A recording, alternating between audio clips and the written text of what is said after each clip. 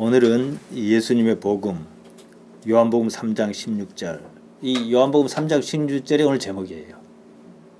그리고 부제는 기독신앙의 본래 가치 영생. 그러니까 예수님의 복음을 하나로 딱 하라 그러면 우리가 주일학교 때 하나님께서 세상을 이처럼 사랑하사 이거거든요. 근데 그걸 생각도 않고 연구하려 하지도 않고 알려 하지도 않고 이루려 하지도 않는다는 거지.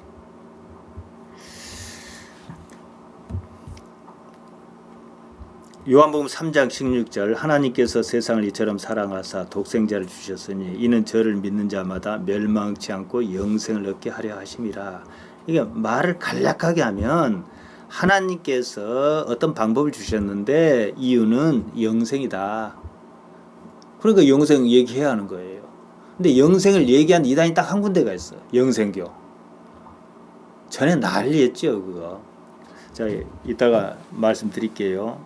그러니까 하나님의 의도는 뭐냐? 인간이 영생을 얻게 하려는 것이다. 영원한 생명을 얻게 하려는 것이다. 독생자를 주셨다. 누굽니까? 예수님. 예수님을 주신 이유가 뭡니까? 영생. 결국 복음은 영생이에요. 요거 얘기 안 하면은 다 헛다리 짚는 거예요. 격가지 든지. 중요해요. 그러니까 어떻게 영원한 삶이 가능하냐 반드시 따져봐야 하고 씨름해야 해요. 답이 나오든 나오지 않든. 영생한다고 그래요. 묻지도 따지도 않아요. 깊이 고찰하지도 않습니다. 하지 않는 것이 아니라 못하는 것은 아닌지 의심이 갈 정도예요. 덤비지도 않아요. 그러니까 그때 조희성 씨가 영생교라는 것을 하고 야단이었어요. 지금 신천지가 야단이잖아요. 신천지 백날 타대봐야 답 안 나와요. 교회가 뭔가를 제대로 길을 못 주니까 그런 거예요. 이만희 씨는 이제 신천지 이만희 씨는 박태선 씨 밑에서 약 10년간 신앙생활 했던 사람이에요. 한국 교회가 지금도 박태선 씨 영향에서 벗어나지 못했다 볼 수 있지요. 뭐 아무튼 그들은 무엇 때문에 신앙촌을 만들어 그곳에 모여 살았는가 생각할 점이 있어야죠. 제가 어렸을 때 대단했어요. 우리 친척 중에서도 우리 아버지가 부천 소사에 끌고 온다고 갔어요. 우리 아버지 신앙 없을 때. 뭐 재산 다 팔아가지고 거기 가서 이만한 방 한 건 얻어가지고 살고 이랬대는데 자 아버지가요 이러한 때에 우리가 이런 영생의 문제 있고 이단이 이렇게 득세를 하고 지금 그거 말고도 안상홍 이것도 있고 기존 교회 부도남 다 사요 거기서. 그러니까 궁극적인 문제에 대해 답을 못 주고 변죽만 올려대니까 거기 뭐 있는 것 같으니까 그걸로 관심이 조금 흔히 말한 영적이다 싶은 사람일수록 관심을 가질 수밖에 없잖아요. 이 문제예요 현재. 그런데 이런 때에 기껏해야 자기 자리를 아들에게 물려주고 애를 쓰고 그럴 겨를 없어요. 교회가 예수님의 말씀에 그다지 관심이 없어요. 오로지 욕심을 이루기 위해서 혈안인 것처럼 보입니다. 교회는 다른 것 아니에요. 복음을 깊이 살피고 연구해서 삶의 방향을 제시해 줘야 해요. 본질적인 책임을 다하지 못하니까 다들 뭐 그런 데는 무엇이 있는가 싶어서 야단이에요. 사실요 이단이란 것은 기독교가 건강하지 못한 때는 언제나 등장했어요. 대안을 찾은 거예요. 대안교회. 대안교회인 줄 안다고 그게. 교회가 제공한 거지요. 아까 영생교 말했는데 조희성 씨의 주장은 이랬어요. 살아 영생. 이것만 갖고는 오늘 제가 전하려는 말씀과 상통한 점이 사실 있어요. 죽음 자체를 부정한데 이 사람이 뭐가 문제냐면은 사람의 실체는 원래 신이었다. 때문에 현재 사람이 원래 실체로 돌아가면 즉 신으로 돌아가면 죽지 않는다. 여기까지 보면 문제가 없어 보여요. 근데 이제 문제는 조희성 씨는 대책 없이 불사를 주장했어요. 그래서 무슨 영생체가 어쩌고 그랬단 말이에요. 또한 불교도 갖고 왔어요. 불교에서 흔히 말하면 모든 사람에게 불성이 있다. 모든 사람이 부처다. 이런 말을 하거든요. 근데 이게 뭔가가 이 사람 좀 감이 있었던 것 같아요. 그래서 불교 교류도 막 섞었어요. 흔히 이단은 삐끗한 경우가 대부분인데 무엇인가 감은 잡히는데 그 다음부터 자기 생각의 관성을 밑에 이상한 쪽으로 간 거예요. 모든 그 이단으로 번진 데 보세요. 그런 뭔가는 있었어요. 나름대로. 뭐 계시가 됐든 뭐가 됐든. 그런데요. 종교는 염원이 강하면 강할수록 믿고 싶은 마음 또한 강해요. 강한 염원이 자기도 모르는 사이에 믿음으로 변해버린다는 거예요. 흔히들 경험해요. 나 이제 우리 아이들 대학을 보냈는데 대학 입시 같은 게 그렇단 말이에요. 수능 시험이 있어요. 그럼 보편적으로 항상 자기가 받은 점수보다도 높은 점수를 예상해요. 왜 그러냐? 염원이 강해요. 맞았으면 좋겠다는 것이 맞은 것으로 바뀌어버려요. 종교가 그래요. 염원이 강하지 않고 별 관심 없는 사람은 이단도 관심 없어요. 그러니까 대부분은 믿음 좋다 싶은 사람이 다 이단 가는 거예요. 관심 없는 사람들은 그러든지 말든지. 믿음이 진짜로 좋아서 교회에 남은 게 아니라 오히려 믿음이 어중간하니까 안 갈 수도 있는 문제다 이거예요. 종교 마찬가지로 염원, 그 바탕은 염원이에요. 염원이 강할수록 믿음 또한 견고합니다. 여기서 상식에 반하는 행태가 등장한다는 거예요. 왜냐? 믿고 싶은 것이 어느 순간 믿음으로 돌변해 버렸다는 거예요. 조희성 씨는 정말로 뭐 이슬 성신이 어쩌고 저쩌고 PD 수첩이 막 보도하고 그랬거든요. 사진 잘못 찍은 거 가지고 그리고 해가지고 방송국 난입하고 이단들 방송국 난입 많았잖아요. 조희성 씨는 정말로 자신이 죽지 않는다고 믿었을 수 있습니다. 왜냐하면 염원이 그랬고 항상 말하다 보면은 자기가 자기를 뭐 속였던지 감췄던지 이런 현상이 생겨요. 그 사람은 납치, 폭행, 살인 혐의로 재판을 받던 중 신분경색으로 상고심 받다가 죽었어요. 아무튼 영성교는 좀 특별합니다. 이 문제는요. 예수님께서 요한복음 10장 34, 35절에서 말씀하신 내용과는 좀 구분해야 해요. 피곤하니까 막 말씀이 말씀이라 돼. 예수께서 가라사대 너희 율법에 기록한 바 내가 너희를 신이라 하였노라 하지 아니하였느냐. 성경은 폐하지 못하나니 하나님의 말씀을 받은 사람을 신이라 하셨거든. 이거 설교한 사람 거의 없어요. 왜냐? 이걸 해석할 능력도 없고 자칫 어중간하게 버무렸다면 감당할 수도 없고 아니면 영생교처럼 이렇게 오인을 받을 수도 있고 그렇기 때문에 말이죠. 하나님의 말씀을 받은 사람이 신이다, 데오스다, 하나님이다 그러셨습니다. 근데 여기서는요. 몸의 문제는 거론 안 했어요. 일부러 안 했는지 어쨌는지 모르지만 일단 그래요. 볼게요. 몸은 죽어요. 물론 부활의 몸은 다릅니다. 예수님 자신 말고는 아무도 아직은 거기까지 이르지 못했어요. 에녹과 엘리야가 죽지 않고 하늘로 올라갔어요. 그 경우는 성경에 있어요. 하지만 부활은요. 일단 죽어야 부활이란 말에서 가능해요. 죽고 다시 살아야 하니까. 그리고 다시 살아난 상태로는요. 부활 이전의 몸과는 다릅니다. 그러니까 부활의 몸은 추측은 가능하지만 현재로서 단정은 어렵습니다. 이제 이렇게는 말씀드릴 수 있어요. 예수님께서 부활하신 후에 한 40일간 제자에게 나타나신 모습을 보면은 그 전에는 시공간에 제약이 있었어요. 두 군데 동시에 계실 수도 없었고 점핑할 수도 없었어요. 이건 양자역학으로 설명을 해드렸는데 그러나 부활하신 후에는 순간이동에 가까운 또 이런 벽체를 지나치셨다 이거예요. 이걸 어떻게 설명할 것이냐. 이렇게는 가능해요. 그러니까 부활 이전에는 지금 우리가 부활 이전이잖아요. 좋든 굳든 몸이 있는 자리에 나라고 하는 정체가 있을 수밖에 없어요. 그러잖아요.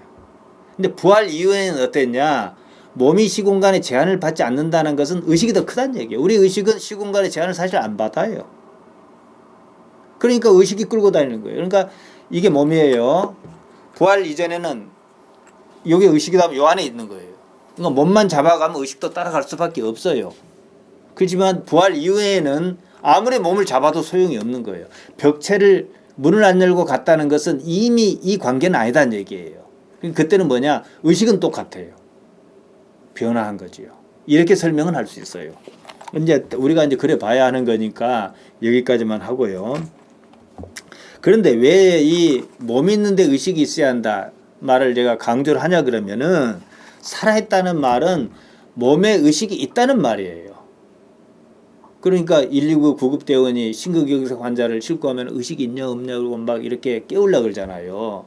근데 우리가 볼 때 그 사람은 이제 축 늘어졌다. 그럼 의식이 없다. 죽었다. 이렇게 말하겠지만 과연 본인은 그러겠느냐는 거예요. 의식이 몸을 놔버릴 수도 있거든. 그렇지만 우리가 흔히 살아있다라고 말할 때는 몸을 기준으로 본단 말이에요. 타인에 대해서는. 그렇기 때문에 우리가 이 순간 몸에 의식이 있어야 하는 순간에는 항상 몸의 자리에 의식이 있어야 한다는 거예요. 그게 살아있단 말이에요.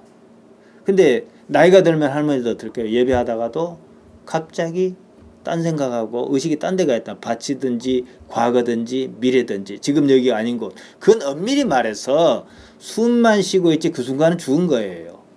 언제든지 다시 돌아올 수 있을 뿐이지. 근데 언제든지 다시 돌아오려고 했는데 못 돌아온 거예요. 그럼 죽은 거지. 이게 대단히 중요한 문제예요. 이것은. 살아있단 말이에요. 그래서 살아있음을 어떻게 실감할 것이냐. 몸의 자리에 꼭 있는 연습을 해야 해요. 그래서 내가 지금 여기란 말을 쓰는 거예요. 그게.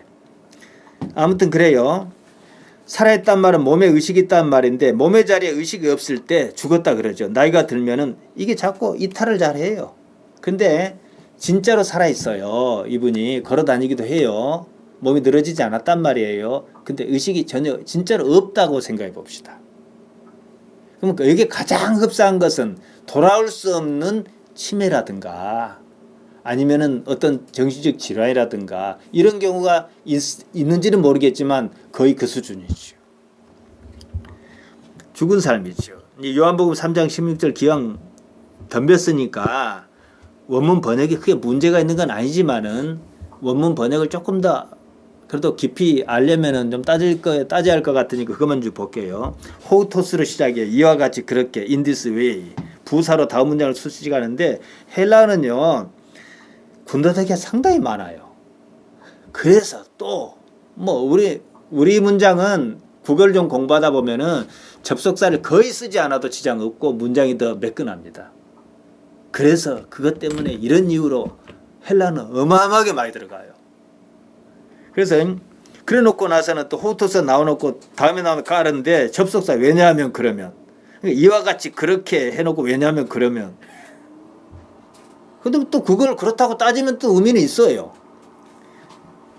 왜 이런 말이 나왔냐면 이런 의미죠. 니고데모와 대화하는 앞장면 문장 전체를 봤습니다. 그러니까 요한복음 3장 16절만 떼서 보는 것 아니고 영성은 15장부터 나오는데 1절부터 봐야 해요. 왜냐 예수님께서 뜬금없이 말씀하시지 않았거든. 니고데모와 대하다 보니까 거듭났단 말 나오고 뭐 6에서 6이 0에서 0이 나오고 그 다음에 이래서 영생 문제 나오거든. 그러니까 내가 지난번 설교할 때도 율법사 이따 다시 좀 언급하겠지만 젊은 관원 다 니고데모도 똑같이 영생의 문제를 가지고 만났다고 볼 수가 있어요.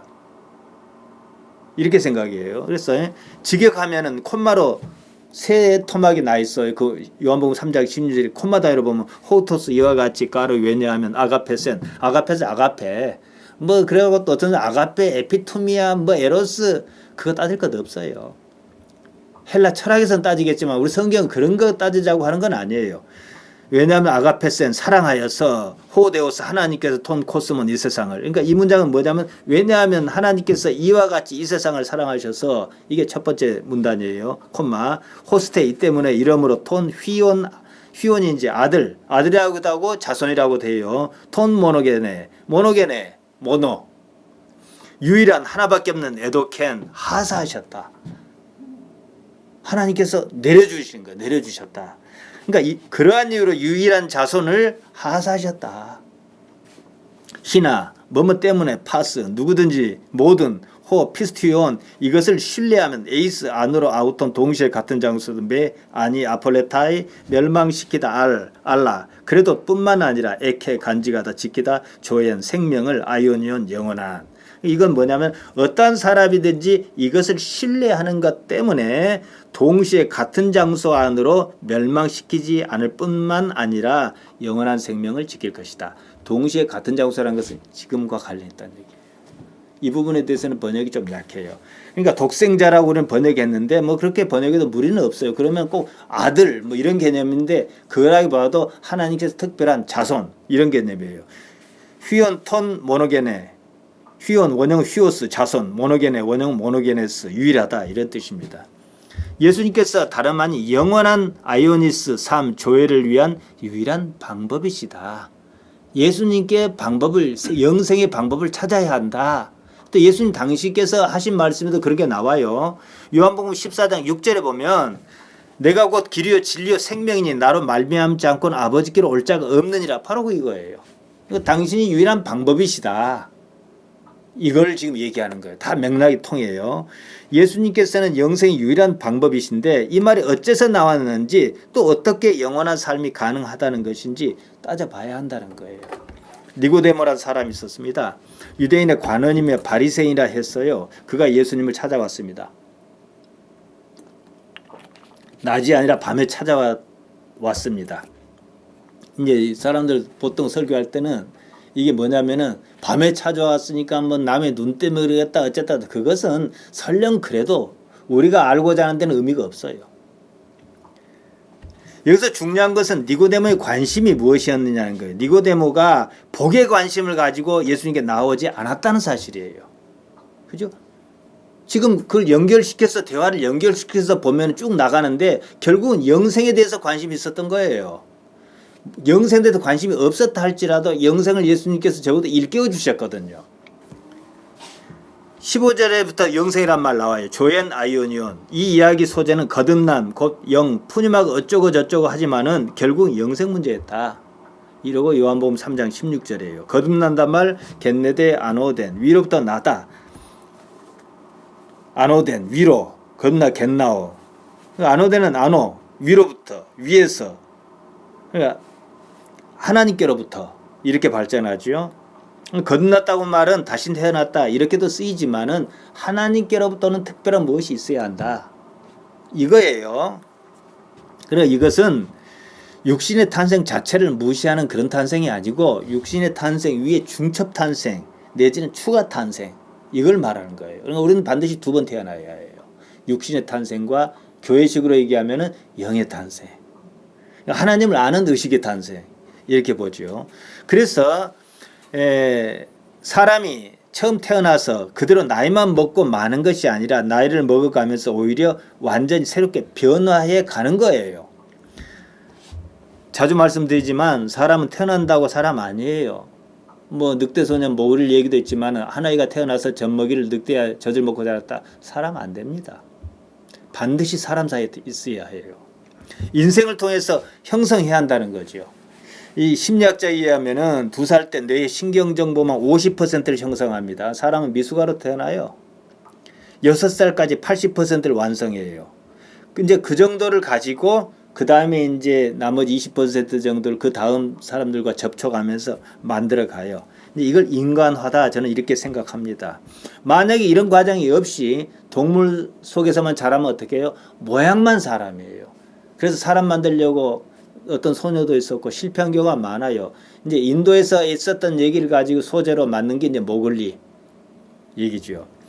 늑대소년 모글리. 근데 모글리는 이제 사람으로 되지만 유년 시절에 만들어진 신경정보망이다. 성장하면서 인간과 인간 사이에서 상호작용으로 보고 듣고 느끼며 배우는 모든 것과 교육 과정을 통해서 얻은 경험과 지식을 자기 나름대로 이제 체계화해가는 거죠. 그래서 사람은요 태어나면 반드시 사람 사이에 살아야 해요. 그것도 가장 가까운 관계 엄마, 아빠, 형제, 이웃 이런 식으로 점진적으로 발전해야 합니다. 이런 사회적 관계 속에서 한 사람의 온전한 인격이 만들어지는데 중요한 게 있어요. 하나님께서는 그런 사회적 관계 내지는 환경에 개입하신다는 거예요. 내가 누구를 만나는 것도 우리 이 목사님이 저를 만났다 이것도 보게 되면 우리가 계획한 거 아니거든요. 그래서 우리가 뭐라 그래요? 하나님의 뜻이라든지 섭리라든지 이렇게 인정하잖아요. 신앙인으로서는. 그러니까 사회관계 속에 역사하신 하나님. 몸은 어머니 아버지가 줄 수가 있어요. 그렇지만 하나님을 아는 의식은 관계 속에서 어떻게 형성된다 이거예요. 삶의 환경에서 하나님 배운다 이거예요. 고난도 마찬가지고 삶의 환경이고. 요즘 청소년 그 정신과 문제가 심각합니다. 삶 안에 생긴 문제인데요. 제가 보기에는 가장 큰 문제가 나라에서도 이거 좀 생각해야 해요. 어려서부터 아이가 말을 배우기도 전에 쉽게 떼어놔 버린다는 거예요. 그때는 엄마 품에 있어야 해요. 어린이집이니 뭐니 하는데 정말 바보짓이에요. 어린 아이에게는요 분리의 공포, 안전의 공포, 안전에 대한 욕구가 메슬로우 자아 욕구 발달 이론이라면 제일 밑에 단계인데 그것을 박탈해 버린 거예요. 보호막이 사라지는 공포를 느껴요. 안전의 위협을 느낍니다. 돈 들여 아이를 내모는 행위예요. 정부에서 90만 원인가 어린이집에 준대요. 자기가 기르면 20만 원 준대요. 돈이 문제가 아니에요. 아이 생각해서 엄마가 맡기는 거 아닙니다. 귀찮아서 맡기는 거예요. 그때 아이는 안전에 대한 공포를 느껴요. 분리의 공포입니다. 이게 크면은요 정신질환으로 나타납니다. 대부분이 그래요. 그런데 이런 경우가 있어요. 부모가 아이를 지키며 함께 했어요. 근데 살기가 너무 어려운 거예요. 그래서 어쩔 수 없이 먹고 살기 힘들어서 아이를 어린이집이든 옛날 같으면 타가소라 그랬어요. 맡기면요 아이가 알아요. 말은 못해도 내가 엄마를 봐줘야지 이런 걸 알아요. 엄마가 정말로 힘든다는 것과 그렇지만 자기를 버리지는 않을 것이라는 거 알아요. 제가 어렸을 때도 어렵게 살았는데요. 제 고종사촌이 고아원에서 자랐어요. 한 3년간. 이제 우리 고모인데 막내 고모인데 애기 키우기가 힘들었던 거예요. 딸들은 다 이렇게 저렇게 딴 집에 맡겼는데 제 사촌 동생인데 고아원에 맡겼는데 애가 가만히 보고 있더라고. 그랬을 때 그 엄마가 백밤만 자면 데리러 올게. 아이는 백밤 셀 수가 없는 거예요. 한두 밤도 아니고 그냥 백밤이에요. 그럼 상당히 길다는 거예요. 아이는 그냥 가만히 고개를 끄덕끄덕해. 제가 봤어요. 아이는 그 상황을 알아요. 엄마가 여기를 맡길 수밖에 없다는 거. 엄마 형편을 이해한 거 아니에요. 분위기로 딱 느껴요. 엄마가 그전에 어떻게 왔는지를 아니까. 밭에 가도 얻고 다녔고 알거든. 정말로 엄마가 나를 책임지려고 애쓰는구나. 이걸 인식했기 때문에 엄마가 정말로 나를 데려올 줄 알아요. 그러니까 거기 있겠다는 거예요. 내가 엄마를 도와줘야지. 보고 싶어도 참아야지. 압니다. 인간이 인생에서 하나님을 인식하고 알고 화합하는 것이 하나님과 화합하는 것. 이게 거듭난 거예요. 하나님과 화해죠. 인생에서 하나님이라고 하는 현재적 존재를 알지 못한 사람 많습니다. 그렇다면 그는 거듭나지 않은 거예요. 하나님 무서워할지도 모르고 좋아할지도 모르면 교회 다녀도 그런 하나님의 자녀 아닙니다. 그러니까 제가 교회에서 간간히 하는 말이 있어요. 우리는 하나님 때문에 여기 와지 않았냐. 이게 하나님 때문에 해야 하는 일도 있고 못하는 일도 있어요. 믿음 해버리면 내 의지로 그런 것 같아요. 그게 아니에요. 내가 왜 섬했어요? 방법이 없으니까 이게 믿음이다 이거예요. 하나님 때문에 하나님을 알기 때문에 내가 여기를 움직일 수 없는 거예요. 하나님을 알지 못한 사람은요 거듭나지 않은 겁니다. 무수한 일을 겪었으면서도 그걸 깨닫지 못한 거예요. 사람은 태어나면서부터 하나님 알지 않습니다. 인생에서 하나님 알고 배웁니다. 그러라고 인생이 있는 거예요. 인생 말고 하나님을 알 수 있는 다른 방법은 없어요. 예수님께서 그것을 말씀하셨습니다. 아까 언급한 대로 요한복음 14장 6절 보면요. 내가 곧 길이요 진리요 생명이니 그러셨어요. 예수님께서 방법이시다. 우리는 그래서 하나님을 알고 싶은데 구체적인 방법을 찾고 싶었어요. 그러다가 예수님 알고 당신이 주신 말씀과 당신이 행동으로 보여주신 것 같고 길잡이를 삼은 거예요. 나로 말미암지 않고는 아버지께로 올 자가 없다. 우리가 이제 이걸 인정하잖아요. 예수님께서는 사람의 아들로서 하나님과 어떻게 함께할 수 있는지를 보여주셨어요. 인생은 반드시 하나님을 알아야만 하는 유일한 기회며 장소입니다. 요한복음 3장 3절에서 하나님의 나라 바실레이안 투 데우 제가 자주 언급했지요. 바실레이가 영토 개념이 아니라 통치 개념이라고. 우리는 살아계시는 하나님 이렇게 기도할 때도 잘 합니다. 하나님의 통치. 하나님이란 말을 함부로 쓰지 않았던 유대인은 하나님 나라를 그냥 하늘나라라 이렇게 표현하기도 했어요. 하늘나라를 하문옷은 뭐예요? 천국.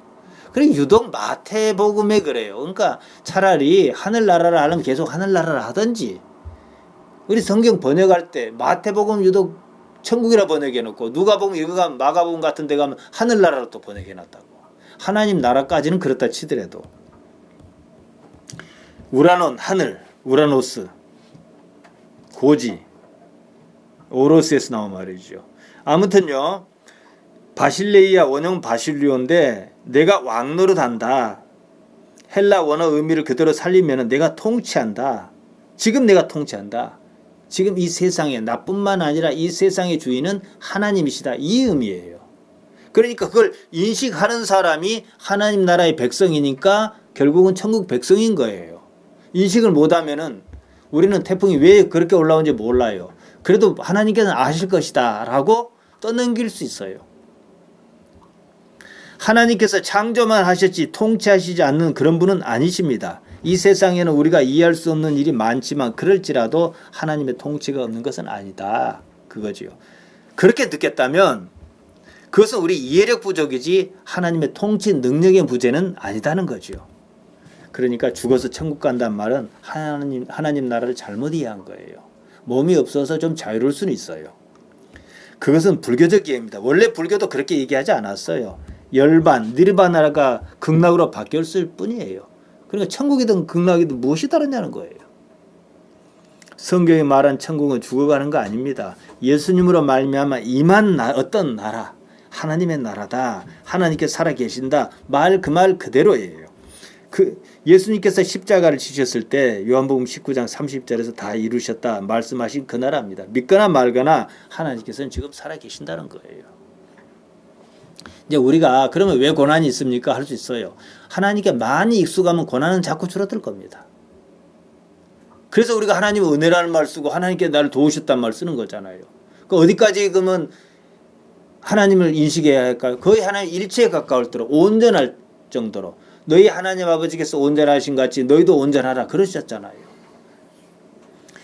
예수님께서 사람이 거듭나야 하나님 나라를 볼 수 있다 그러셨습니다. 중요한 의미가 있어요. 거듭나는 일이 현실 세계에서 있어야 하는 일이라는 거예요. 그런 만큼 하나님 나라 또한 현실 세계에 있는 일이라 이거지요. 똑같은 세상을 사는데 어떤 사람은 하나님의 나라를 인식할 수 있고 또 어떤 사람은 인식하지 않습니다. 그 나라는 특별한 지각 능력이 있어야만 알아차릴 수 있습니다. 거듭났다는 말은 그러한 인식 능력을 가졌다는 뜻이기도 해요. 지각 능력 차원에서 볼 때 하나님 나라는요, 이성적으로 알 수 있는 세계는 아니에요. 감성적인 세계예요. 감성적으로 받아들이는 감각의 세계입니다. 하지만 그 세계는 무절제하고 무책임한 감각의 세계가 아니고 감각의 순수한 세계다. 그래서 저는 이렇게 봐요. 이제 세계가 이렇게 있다 그러면 원래 모든 것은요, 감정 건드리면 아무것도 안 돼요. 장사든 뭐든 다 감정을 어떻게 하고 하는 거예요. 이게 결정하는데 그 위에 이성의 세계가 있어요. 나는 그 위에 조그만 하지만은 감정의 감각의 순수한 세계가 있다고 생각을 해요. 우리가 느끼는 부분은 이 부분이다 이거예요. 하나님 나라를 본다는 말은 이성의 영역으로는 사실 납득하기 어렵습니다. 이성을 중심으로 상위 감성 영역으로만 가능하다 이거죠. 감성의 하위 영역에 머물러 있는 신앙이 있다 그러면은, 왜냐하면 우리가 감성대로 느낀 게 있어요. 뭐 복 주셨다도 감성일 수가 있는 것이고, 그건 논리로 설명할 수 없는 부분이니까. 내가 당장 병에서 나왔는데 그걸 뭘로 설명하겠냐고. 자, 감성의 하위 영역에만 머물러 있는 사람에게 예수님은 뭐겠어요? 예수 귀신. 그냥 예수 귀신이에요. 이 문제예요. 이성적이지도 않고 상위 개념의 감성은 뭐 미치지도 못하고 그냥 다른 귀신보다 힘센 예수 귀신일 뿐이에요. 그래서 그 김성수 목사가 말했듯이 무당짓 하고 있다 이 얘기예요. 니고데모는 예수님께서 거듭나야 하겠다 하신 말씀을 이해하기 어려웠던 모양이에요. 어떻게 거듭날 수 있는가? 상대방이 좀 어려운 분이면 긴장하잖아요. 거듭나겠다 그러면 두 번 나야 하니까 모태로부터 어쩌고 얘기한 거예요. 요한복음 3장 4절입니다. 사람이 늙으면 어떻게 날 수 있삼나이까? 두 번째 모태에 들어갔다 날 수 있삼나이까? 하나님으로 인한 출생의 의미를 잘 모르다 보니까 모태의 출생, 생물학적인 출생을 말도 안 되는 얘기를 한 거지요. 물과 성령으로 거듭나야 한다 그러셨어요. 거듭나는데 두 가지 필수 요소인데요. 뭐 여기서 물이 뭘 말하느냐, 어떤 사람들은 물도 성령을 말한다 이렇게 얘기를 하는데 보편적으로 물은 물 세례를 말한다고 주석이 보면은 쓰여 있어요. 그러니까 이제 저는 이렇게 대충 해석해요. 중요한 건 아니에요. 기왕 나왔으니까 언급하는 거예요.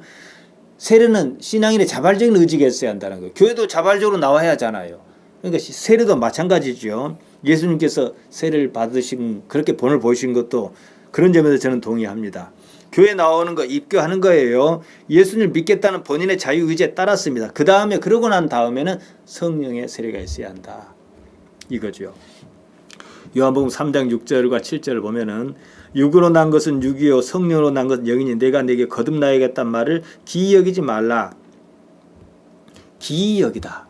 다음하죠. 기이한 일 다음합니다. 능력으로서 써요. 제대로 번역했어요. 놀라지 말라. 하나도 이상할 것이 없다. 그러면은 육으로 난 것은 육이요 사르커스 사르코스. 육에서 육이, 성령으로 난 건 영이니. 지난번 언급했어요. 성령으로 난 건 영이니 이렇게 번역하면 곤란해요. 그냥 영에서 영이 이래야 해요. 앞에 것이 하나님의 영을 가르칠지라도 말이에요. 그러니까 푸뉴마토스 푸뉴마. 육에서 육이, 영에서 영이.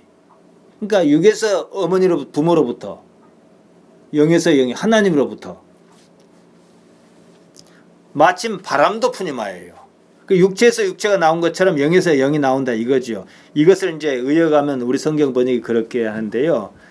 이건 하나님과 분리시킬 위험이 있다는 거죠. 사람에게 영이 있어요. 그 영이 하나님을 아는 겁니다. 하나님을 아는 영으로 거듭난다. 이거죠. 영은 우리말로 영혼, 혼령, 영어로는 스피리트, 소울 여러 가지 표현을 씁니다. 이 영어는 그냥 아주 쉽게 써버려요. 이때 영은 육체가 아닌 거예요. 영이 뭐냐? 사실 설명이 어려워요. 의식이란 말하는 사람도 있고 정신이란 말하는 사람도 있고 많아요. 근데 하나 분명한 것은 육체가 아닌 거예요. 우리 자신의 정체를 말하는데 육체는 나가 아니잖아요. 그러면 영이고 나라는 거죠. 부모에게서 태어나 부모를 압니다. 하나님께로 태어나 하나님을 압니다. 그 말이에요. 사람이 하나님을 알지 못하면 부모가 없는 것이나 마찬가지예요. 이산가족 상봉을 지금 하고 있지 않습니까? 안 볼라 해도 가만히 보고 그 사람 세계 들어가면 눈물이 나.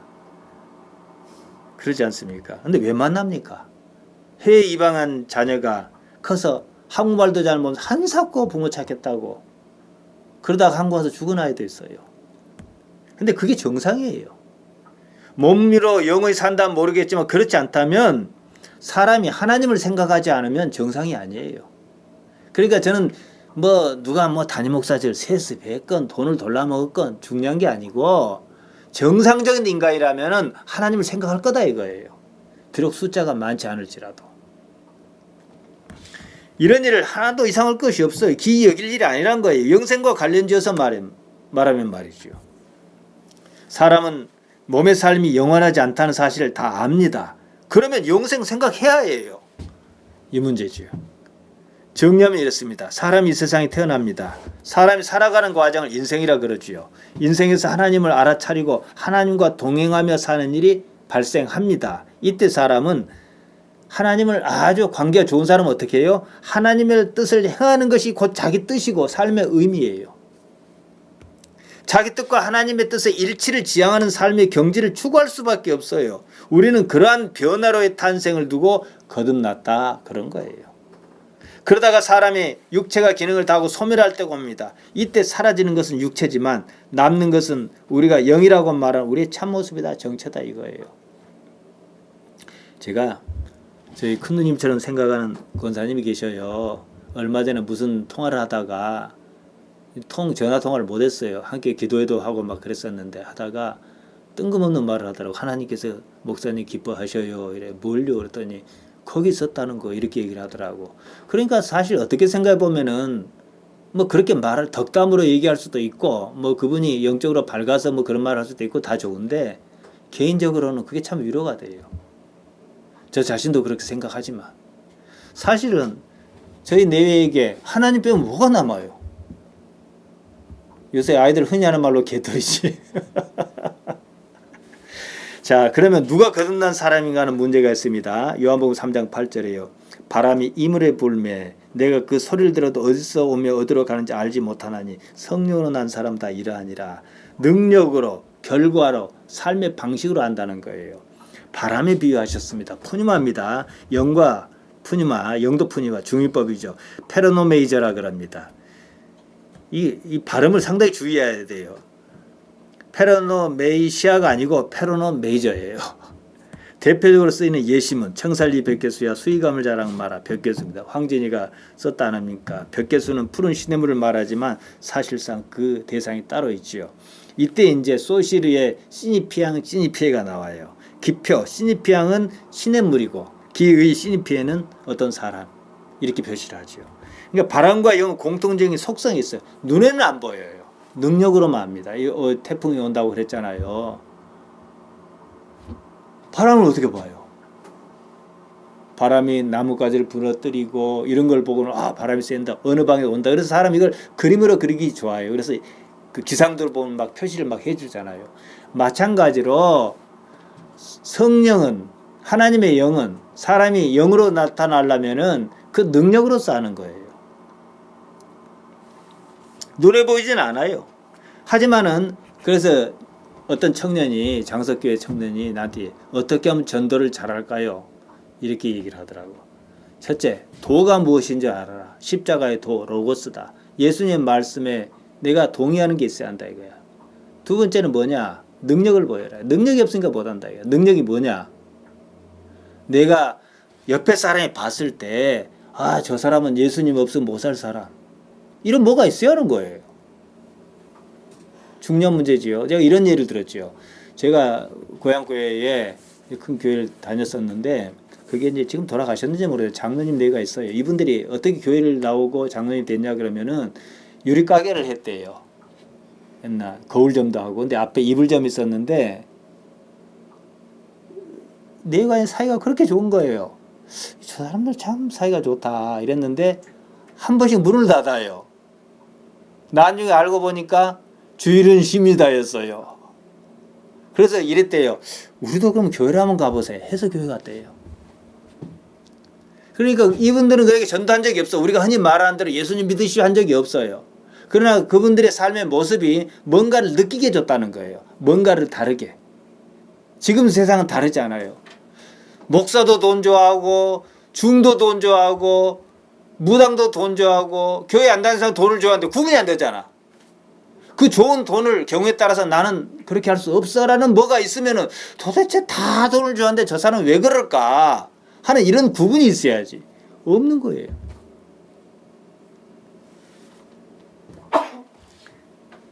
저는 태풍의 위력이 얼마나 센지 섬에서 살면서 실감했습니다.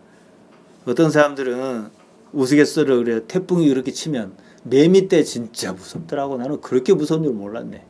근데 태풍이 이렇게 세면 전화로 그래요. 섬이 안 들어가냐 그래. 뒤집어서 생각해봐라. 수천 년 수만 년 동안 바람이 그렇게 불고 파도가 그렇게 때려도 살아남아서 섬이다고. 그러잖아요. 아무튼 그래요. 하나님으로 난 사람, 거듭난 사람의 삶의 방식은 좀 달라야 해요. 흔히 하는 삶과 달라야 해요. 다른 가치여야 한다는 거죠. 가치관이 다릅니다. 그래서 예수님 믿는 게 뭐냐 했을 때 예수님께서 사람의 아들로서 어떤 가치관을 가지고 세상을 사셨느냐. 첫째 그걸 이해하고 그 다음에 내가 그 가치관으로 사는 무엇이 있어야 하는 거예요. 이게 예수님 믿는 거예요. 교회 다니는 게 아니에요. 그 교회 다니는 것은 그 가치관의 일부로서 가치관 때문에 하는 실천적인 어느 부분이지요. 그것은 능력으로 나타날 수밖에 없다. 능력으로 증명할 수밖에 없다. 그런 의미입니다. 니고데모가 이런 설명을 듣고 어찌 이러한 일이 있을 수 있습니까? 라고 여쭈니까 예수님께 이렇게 말씀하시는 거예요. 요한복음 3장 10절입니다. 너는 이스라엘 선생으로서 이러한 일을 알지 못하느냐 그런 거예요. 너는 당연히 알아야 한다. 이스라엘 선생이니까. 성경을 아는 사람이 알아야 한다. 왜 이걸 모르느냐? 이런 뜻이지요. 그러시면서 요한복음 3장 11절 12절입니다. 진실로 진실로 내게 이르노니 우리가 아는 것을 말하고 본 것을 증거하노라. 그러나 너희가 우리 증거를 받지 아니하는도다. 내가 땅의 일을 말하여도 너희가 믿지 아니하거든. 하물며 하늘 일을 말하면 어떻게 믿겠느냐. 요거 잘 들으면 설교 한 편 딱 나와요. 복음 설교. 자, 땅의 일은요. 경험의 세계에서 알 수 있는 일을 말합니다. 바람이 그러듯이 이걸 세메이온이에요. 표적입니다. 세메이온 설명했어요. 이게 땅의 일은 뭡니까? 우리에게 땅의 일은 뭐냐는 얘기예요. 나의 실존에 하나님께서 어떻게 개입하고 계시는가 이 문제예요. 예수님 없어도 살 수 있다 싶은 사람은 아직 땅의 일을 믿지 못하는 사람입니다. 아무리 생각해봐도 예수님 없이는 못 살겠다는 고백을 할 수밖에 없는 사람이 있습니다. 그런 땅의 일을 믿는 최소한의 여건은 가지고 있어요. 어떻게 땅의 일을 믿지 못한다면 더구나 하늘 일을 믿고자 해도 믿을 방법이 없는 거예요. 우리는 예수님을 믿는 일에 어떤 특별한 경험이 있습니다. 어째서 그런 일이 있는지 우리는 압니다. 무슨 표시예요? 하나님께서 살아 계신다는 어떤 표시 말이에요. 그것을 확장한 말이 하나님의 나라입니다. 우리가 흔히 하는 말로 땅의 일은 신앙 경험이에요. 뭐 예수님 믿어 병이 나았다든지 고난에서 벗어났다든지 경제 문제를 해결했다든지 모두가 세메이온 표적이다. 그런 것으로 땅의 일로 지금 사는 삶에서 하나님을 경험합니다. 유대인이 하나님을 일단 믿었으니까 뭔가 있을 거잖아요. 하다못해 애굽에서 나온 일도 있었고 광야의 일도 있었을 것이고 하나님께 우리를 지키실 것이라는 뭐 이런 것도 있었을 것이고 그 경험이 영혼의 세계에 더 눈뜨게 한다는 거예요. 그러니까 땅의 일에서 예수님으로 인해서 뭔가를 구하고 얻었다. 이것은 영혼의 세계를 바라보는 징검다리로서 가치가 있다 이거예요. 근데 땅의 일을 말해도 모르는데 어떻게 그걸 아냐 이거예요. 이것이 하나님께서 누굴 살리셨다 어쩌셨다 이렇게 했는데 이것도 알지 못하는데 어떻게 거기를 알겠냐 이 말이에요. 그러니까 우리가 여기까지는 다 해요. 교회가 이것을 영혼의 세계로 못 끌고 간다는 거예요. 아브라함을 한번 보세요. 땅의 일에서 하나님을 경험했어요. 땅의 일을 알았어요. 그러니까 어떻게 해요? 재물 보던 거 살았습니까? 아니에요. 하나님의 거룩한 도성을 사모했어요. 관심이 옮겨갔어요. 이거지요. 상당수 기독신앙인 여기까지 어느 정도 알아요. 그 경험이 영혼의 세계에서 눈뜨게 하는데 영원한 삶의 단초의 시작인데 어느 정도 압니다. 그 다음으로 못 넘어갑니다. 요즘 기독교나 불교나 저게 정도 난리가 아니더라고요. 시끄러워요. 돈 좋습니다. 그것이 영생과 무슨 관련이 있는지 다들 생각 좀 해야 한다는 거예요. 기독교가 아니죠. 불교도 아닙니다. 기독교와 불교의 탈을 쓴 무교입니다. 무교신앙이지요. 자, 지금 하는 것을 보면요. 기독교든 불교든요. 다 무교에 먹혔어요. 다들 이렇게 말하면은 그냥 관념적으로만 생각하고 이게 얼마나 심각한지는 잘 생각 안 하더라고요. 모양만 기독교 불교 그러면은 그렇게 그냥 말하면 문 목사가 기독교든 불교든 타락했다는 것을 강조하기 위한 얘기인 줄 알았는데 실제 그래요. 무교예요. 왜 그런지 제가 말씀드릴게요. 불교는 더 심각해요. 왜 그럽니까? 무당집에 가봐요. 불상이 있어요. 그러니까 따라하기 아주 좋거든. 기독교는 그 아이콘이 없어요. 근데 천주교 같은 경우에는요, 필리핀이나 이런 데 가면은 어떤 오지에 천주교 신부가 천주교 국가잖아요. 선교를 많이 했어. 그러다 철수를 했는데 이 사람들 어떤 기준이 없어요. 그러니까 자연스럽게 토속신앙화 가요. 어떤 성상을 숭배한다든지. 무교하고 비교해봐라. 거기는 천주교가 토속신앙이 천주교를 따라하기가 참 쉬웠던 거예요. 우리나라 무속신앙은 뭐예요? 불교 따라잡기가 아주 쉬워요. 그래도 염주도 있고 그래요. 종교가 그러니까 불교가 무당 입맛에 딱 맞았던 거죠. 종교가 본질적인 문제를 외면할 때 사회적 비난이 있을 수밖에 없겠지요. 사회는 종교가 본질적 가치를 추구하는 일을 가지고 비난하지 않아요. 종교로서 존립 가치가 없으니까 이단이 득세하고 그런 겁니다. 그러니까 뭐 명성교회 문제가 됐든 뭐가 됐든 건 뭐 사회 운동가라든가 기독교 평신도 중에서도 어떤 운동을 하는 사람들은 반대하고 피켓 시위할 수 있습니다. 그러나 적어도 교회 강단은 그걸 비난하는 것보다도 더 중요한 게 있어요. 왜 그렇게까지 왔는가를 대안을 얘기를 해야죠. 설명해야죠. 영생을 얘기하죠. 비난한다고 없어지지 않아요. 핵심이 없으니까 말이죠. 미국 펜실베니아 가톨릭 교회에서는 신부 여럿이 여러 해 동안 수천 명의 아이를 상대로 성범죄를 저질렀다 그럽니다. 신부가 그것도 어린이를 상식적으로 납득하기 어렵습니다. 기소는 불가능하다 그래요. 공소시효가 지나서.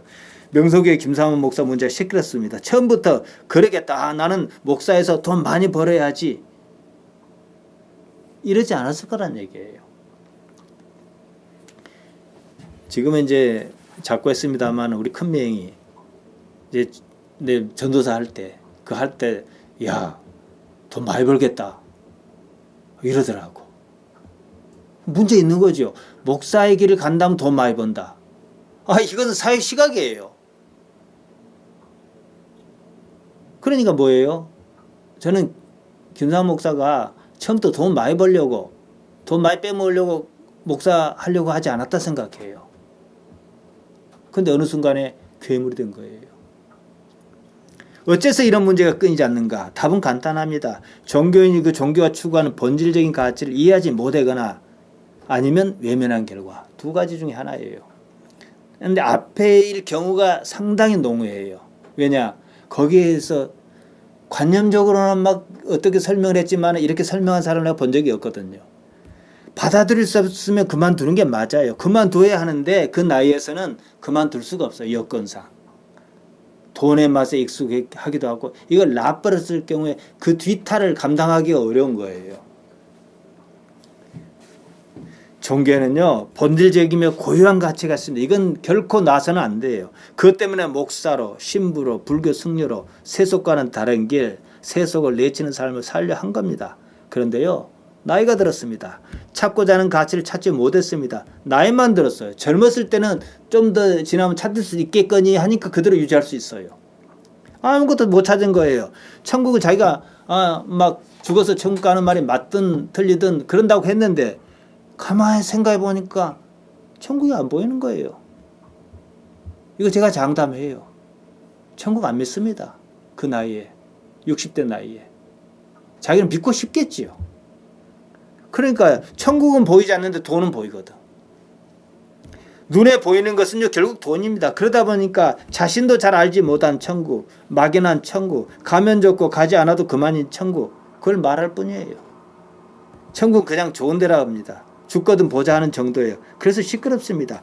자신의 내면 세계는 확신하지 못합니다. 그러면 도로 돈이에요. 용수철처럼 그냥 돈으로 가는 거예요. 기독교 본래 가치는 영생입니다. 어떻게 영원히 산다는 것인지 아는 이가 없고 알려 하는 이도 없습니다. 교회 회중이 1000명이나 모였다 그러면은 영생에 대해서 아는 사람 손들어보라 하면은 거의 없을 거예요.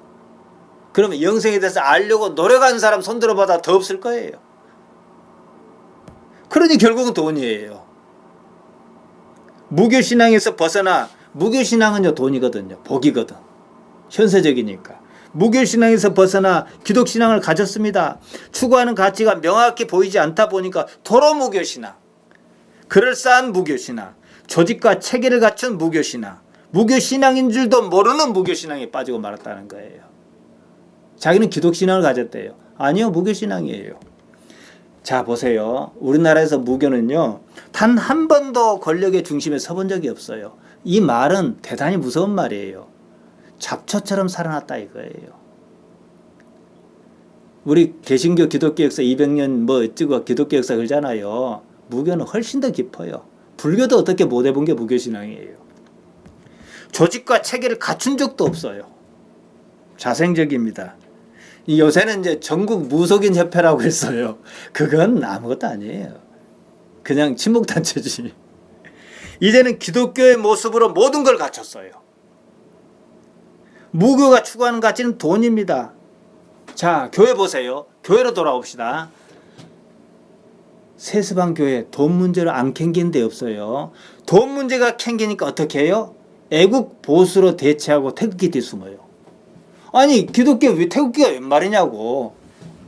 하나님께서 대한민국만 사랑하십니까? 중국도 사랑하고 미국도 사랑하고 다 사랑해요. 그러니까 이걸 바꿔치기 하는 거죠. 어느 종교든요 딜레마가 있어요. 자신이 추구한 종교적 가치에 대한 것이 딜레마입니다. 우리로 하자면 영생을 어떻게 이해할 것이냐 이 문제입니다. 평생 무엇을 추구했습니다. 기독교 입문해서 뭐 신학을 공부하고 목회자의 길을 간다 하더라도 말이에요. 찾지 못한 거예요. 누가 어디 시원하게 얘기해 주는 사람이 없습니다. 그러다 나이가 들었어요. 그때쯤이면요 교회나 노예에서 영향력을 행사할 나이입니다. 대개 60세가 넘지요. 교회가 크면 돈 문제도 여간 쏠쏠하지 않습니다. 그러면 거기 그냥 빠져버려요. 아니면 돈 문제가 아니더라도 성공주의라도 빠져요. 영생의 길은 확신할 수 없습니다. 우선 이해가 안 갑니다. 들리는 말에 하면 M교회 장로는 800억 비자금 문제를 터뜨리고 자살해버렸다 그럽니다. 이 문제 한번 생각해 봅시다. 명색이 장로입니다. 기도도 많이 하는 그 교회 아닙니까? 교회 재정을 맡을 정도면 장로도 그냥 장로 아니에요. 누가 무슨 말을 해도 자살은 금기사항입니다. 아무리 힘든 일이 있어도 내가 무슨 문제에 꼬여가지고 감옥에 가고 심지어 십자가에 달리는 한이 있어도 교리상 자살은 앞뒤가 맞지 않습니다. 자살한 목사가 있고 자살한 사모가 있습니다. 요즘은요 그런 일이 있으면 모두 우울증으로 합의보고 끝냅니다. 그럴 수 있겠느냐는 거예요. 과연 우울증 때문이었을까? 생각할 점이 있어요. 죽은 사람을 두고 단정할 수는 없어요. 과거 같으면요 옛날 같으면 뭐라 했겠어요. 우울증에 빠졌다 그러면 귀신 역사라 그래요. 그럼 귀신 역사에 넘어간 사람도 문제잖아요. 요새는요 무슨 목사로서 당할 수 없는 일을 당해서 교통사고나 죽었거나 자살했거나 이러면 다 우울증이래. 우울증이란 게 참 좋아요. 편리해요. 그걸 합의 봐요. 20대나 30대는요 그런 일 없습니다. 그때는 아직 기대감이 있습니다. 나이가 들어 알 만큼 많은 나이 이릅니다. 앞이 보이지 않습니다. 60이 넘으면 이제 은퇴, 보통 사회에서는 은퇴를 합니다. 돈벌이가 아니에요. 인생을 어떻게 마감할 것이냐 그런 나이입니다. 자연스럽게 죽음도 생각합니다. 수십 년 교회 다녔습니다. 그렇다고 집히는 게 없어요. 젊었을 때는요 성장 때문에 그 어느 정도 커버링이 가능합니다. 장로님, 권사님 하면 어우러 다니는 정도예요. 이 문제는 심각합니다.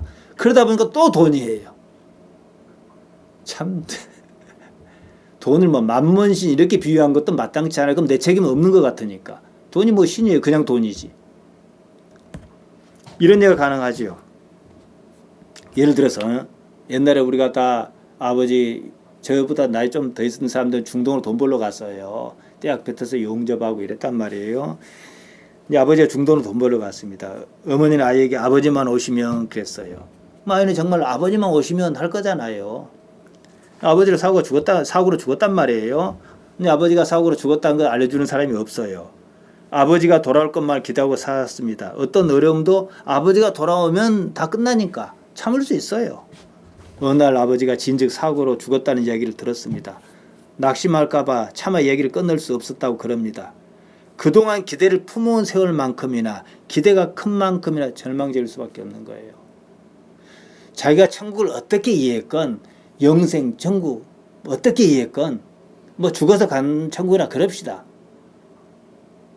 10대는 뭣도 모르고 하나님께 세상을 이처럼 사랑하사 따라 했어요. 20대는 능력도 좀 보이긴 해요. 나는 주일은 쉽니다 했더니 은혜도 받고 복도 받았단 말이에요. 아픈 사람이 낫기도 했어요. 30대 교회 안수집사 열심히 일했어요. 40대 장로 했어요. 50대 열심히 헌신도 하고 교회 어렵다니까 헌금도 하고 예배당도 짓고 정말로 기도도 안 빠지고 열심히 했어요. 50 후반 지났는데 천국이 안 보이는 거예요. 생각해 보세요. 그러니까 또 돈이에요. 이게 상당히 무서운 일이에요. 왜냐? 돈이란 것은요 태어나서 죽는 순간까지 사람을 괴롭히거든. 있으면 있어서 그러고 없으면 없어서 그러고 말이죠. 과거처럼 오히려 먹고 살기 힘든 시절에는요 이 문제가 적었습니다. 돈 자체를 구해도 문제될 것이 없고 주면 감사하고 더 신앙생활을 잘하고 일단 전도하고 그랬단 말이에요. 그 자체가 삶의 동력이었어요. 삶이 나아지기도 했습니다. 지금 그런 시대 아닙니다. 무엇이 있을 줄 알았어요. 없는 겁니다. 아무것도 잡히지 않습니다. 기대가 크면 클수록 절망감 또한 큽니다. 절망이 극에 따르면 외면해버려요. 사는 것에 의미가 없는데 자기에게 사기당했다는 그 기분이 싫으니까 해온 것이 잘못됐을 수 있다는 게 싫으니까 외면해버려요. 그 전에 삶을 싹 바꿔요. 세간을 떠들썩하긴 종교연처는 말이에요. 지금 보세요. 돈 문제, 목사 세습도 돈 문제예요. 다른 거 아니에요. 근데 돈 문제로 문제 생기는데 돈에서 조금 더 나가면 이제 성범죄 이렇게 해요. 남자들은. 근데 다 돈 문제인데 봅시다. 그분들이 나이가 적은 사람들 있습니까? 다 나이 많아요. 그건 결국 돈 문제라는 거예요. 뭘 못 잡아서 그렇다는 얘기예요. 물론 과거같이 공산당이 예수님 믿는다 그러면 총 쏴 죽인다 그러면은 총 맞아 죽고 흔히 하는 말로 순교했다 그럽시다. 그 사람들은 어쨌든 알았든 몰랐든 기회가 좋았던 것이고 지금 그런 세상 아니거든. 고난이 없거든요. 결국은 돈인데 돈이 보상합니다. 기독교 가치는 아니에요. 믿음도 천국도 정확히는 하나님 나라입니다. 모두 영생을 알기 위한 이 땅에서 땅의 일도 알지 못하는 어떻게 하늘 일을 말하면 알겠느냐는 땅의 일이거든요. 영생을 위한 전 단계라는 거예요. 지금 하나님에 대한 경험이 어떠하느냐는 문제입니다. 그것이 영원한 삶을 생각하게 한다는 겁니다. 히브리서 11장 16절에서 말하듯 하나님의 거룩한 도성을 결국은 사모할 수밖에 없어야 해요. 일부는 이제 어떻게 과정을 겪었건 어떻게 알았건 그걸 사모하는 사람이 있긴 있어요. 예수님께서 땅의 일을 말씀하셨습니다. 그래서 요한복음 3장 13절에서 15절은 이렇게 말씀하셔요. 하늘에서 내려온 자 곧 인자 외에는 하늘에 올라간 자가 없느니라. 그러니까 이것도 땅의 일이에요. 십자가도 땅의 일입니다. 모세가 광야에서 뱀을 든 것 같이 인자도 들려야 하리니 이는 저를 믿는 자마다 영생을 얻게 하려 하심이라. 예수님께서는요 이러시면서 광야에 뱀을 든 것 같이 민수기 21장에 난 노뱀 사건을 말씀하신 거예요. 백성이 호르산에서 발행했습니다. 홍해길로 쫓아 에돔 땅을 지나려 했습니다. 에돔이 거절했어요. 에돔을 거치지 않으면 많이 돌아야 합니다. 그 때문에 백성의 마음이 상했다. 이렇게 합니다. 모세와 하나님을 원망했습니다. 민수기 21장 5절입니다. 백성이 하나님과 모세를 향하여 원망하되 어찌하여 우리를 애굽에서 인도하여 올려서 이 광야에서 죽게 하는고 이곳에는 식물도 없고 물도 없도다. 우리 마음이 이 박한 식물을 싫어하노라. 자, 이 사건을 한번 봅시다. 하나님께서 단단히 화가 나셨습니다. 불뱀을 내리셨어요. 전하는 말에서 원래 불뱀이 많았는데 하나님께서 잘 지켜주셨다고 그럽니다. 보호를 해제해 버렸어요. 백성 중에 많은 사람이 불뱀에 물려 죽었습니다. 코브라인지 뭔지는 모르지만 좌우지간 맹독성이에요. 지금까지는 돌아다녀도 뱀 문제가 없었습니다. 지금이 행복한 이유는요, 직전에 불행을 겪은 때문이에요. 이 문제는 다음번에 할 거예요. 지금 불행하면요, 불행 이전의 상황이 행복했다고 생각하는 거예요. 왜 뱀에 물리기 전에는 하나님의 보호하심이 그렇게 절실하지 않았는가? 이 문제죠. 뱀 때문에 하나님의 가치를 인정할 수밖에 없었습니다. 보통 인간이 이래요.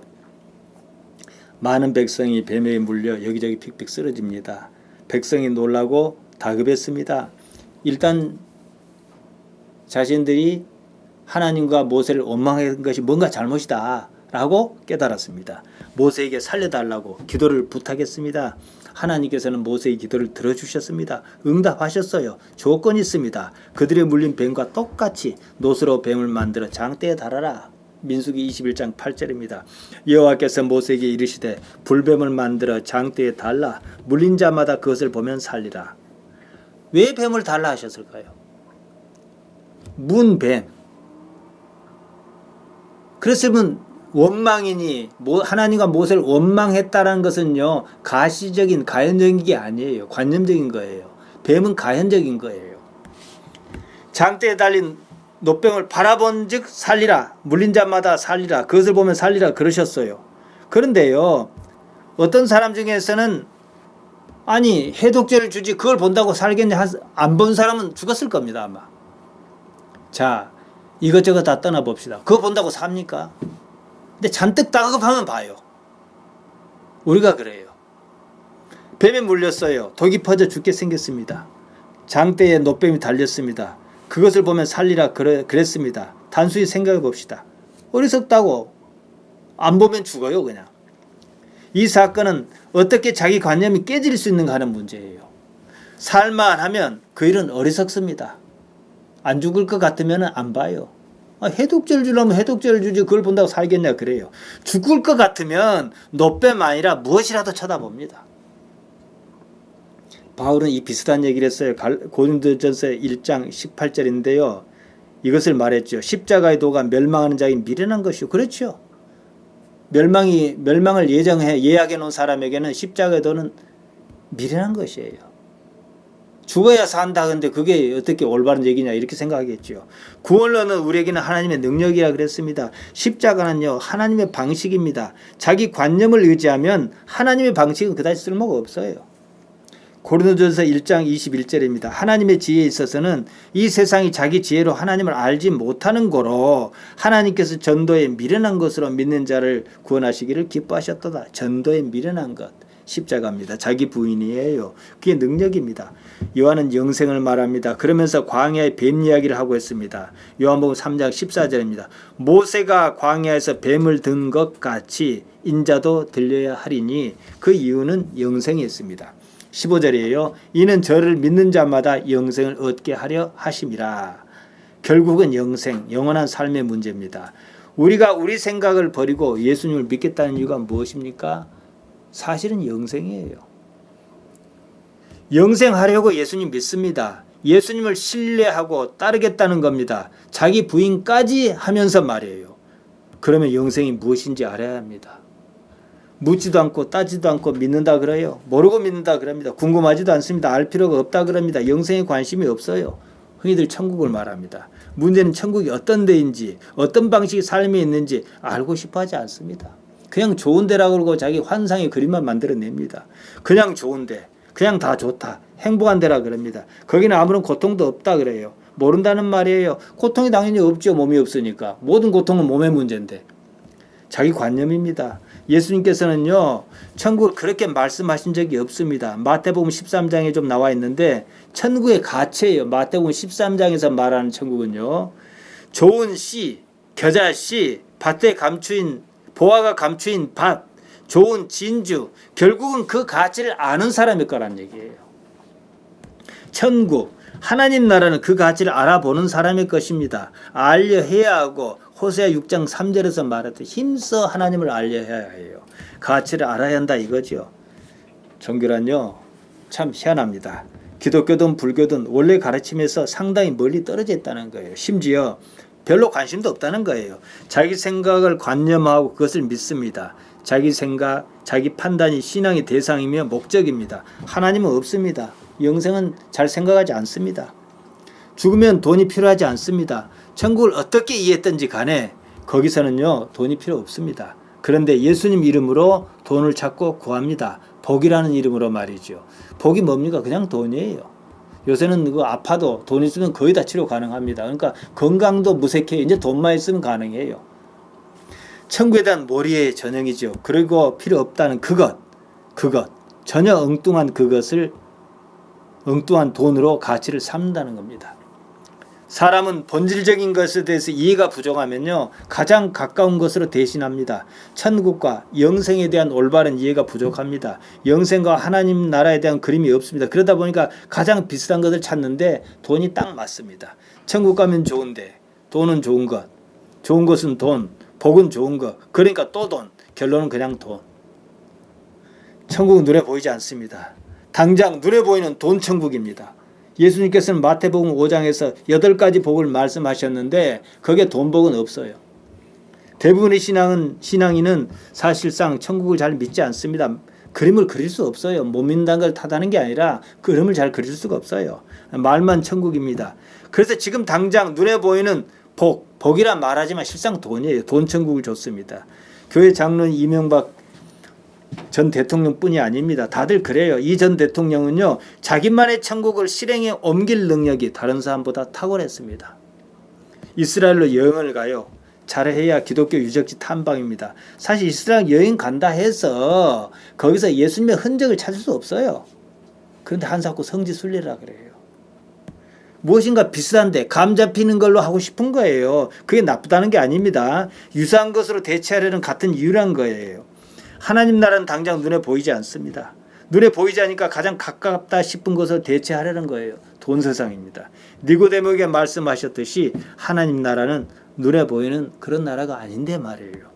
영생이란 말 조엔 아이오니온 복합어입니다. 조엔은 삶, 생명을 말하고 아이오니오스 영원하다 이겁니다. 영원히 산다 그거예요. 예수님께서는 우리가 이해를 하든 못하든 분명히 영원히 산다는 것을 말씀하셨습니다. 죽어서 천국 간다 그럽니다. 믿지도 않고 믿기지도 않아요. 사실 영생이 아니면 우리가 여기 있을 이유도 없어요. 따라서 이 문제는 짚고 넘어가야 합니다. 이건 이제 나사로 사건과 그의 누이 마르다, 나사로 사건으로 예수님과 마르다가 한 대화를 가지고 살펴보려고 그럽니다. 요한복음 11장 21절에 보면은 마르다가 예수께 여짜오되 주께서 여기 계셨다면 내 오라비가 죽지 아니하였겠나이다. 오라비가 죽기 전에 오시지 그랬습니까? 이제는 틀렸습니다. 그런 뜻으로 말한 거예요.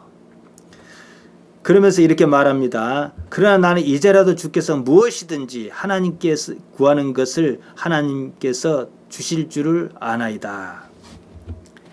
나사로가 결론적으로는 죽은 지 나흘 만에 살아났는데요. 마르다가 그것을 예상하고 한 말 아닙니다. 그 대화를 가만 보세요. 근데 예수님께서는 나사로가 죽었다는 말을 곧 죽을 것이라는 얘기를 들으셨음에도 불구하고 지체하셨어요. 그러니까 다 죽었다 그러니까 우리 친구 나사로가 잠들었다 깨우러 가자 이렇게 하셨다고요. 아무튼요. 예수님께서는 내 오라비가 다시 살리라 말씀하시니까 마르다는 마지막 날 부활에는 다시 살 줄 내가 아나이다 그랬어요. 그 지금 살 줄 믿지 않았다는 얘기죠. 이미 죽어버린 오라비입니다. 그가 지금 다시 살아날 줄 믿지 않았습니다. 나중에는 이제 무덤에 갔을 때 썩는 냄새가 나나이다 그랬어요. 이미 나흘이나 지나. 나중 어느 날 관념 속에 어느 날이 오면 그때 다시 살 것이다. 우리 다 그렇게 얘기하잖아요. 교회에서도. 장례식 때 가보세요. 부활의 날 이렇게 얘기하잖아요. 그건 믿어도 그만 안 믿어도 그만이에요. 현실적으로는요. 지금 딱 그 얘기하는 거예요. 네 오라비가 다시 살리라 그러니까 우리는 성경에 답을 봤으니까 예수님께서 어쨌든 다시 살려주실 것이라 알지만 마르다는 그게 아니었다는 얘기예요. 우리가 초상 쳤을 때 나중에 어느 날 요단강 건너가 만나세 이거 생각하는 거예요. 지금 믿기는 믿는데 가봐야 하는 거지요.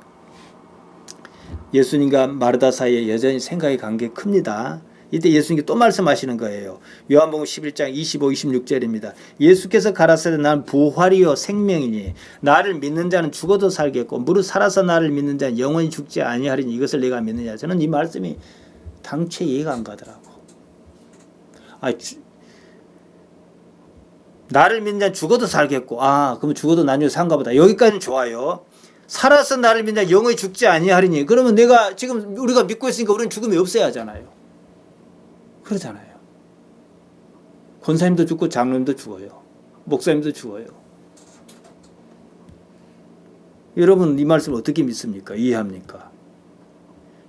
예수님께서는 마르다가 아무튼 이해하기를 바라셨을 것입니다. 그런 관점에서 말씀하셨는데 마르다는 오늘날 우리처럼 여전히 믿기지 않았습니다.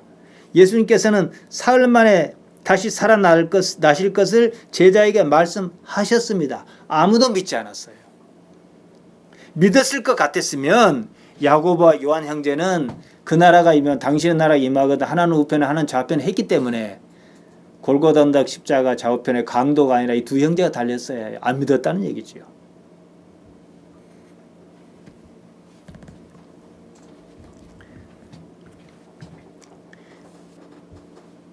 예수님과 함께 십자가에 달리겠다고 그것을 구하지도 않았어요.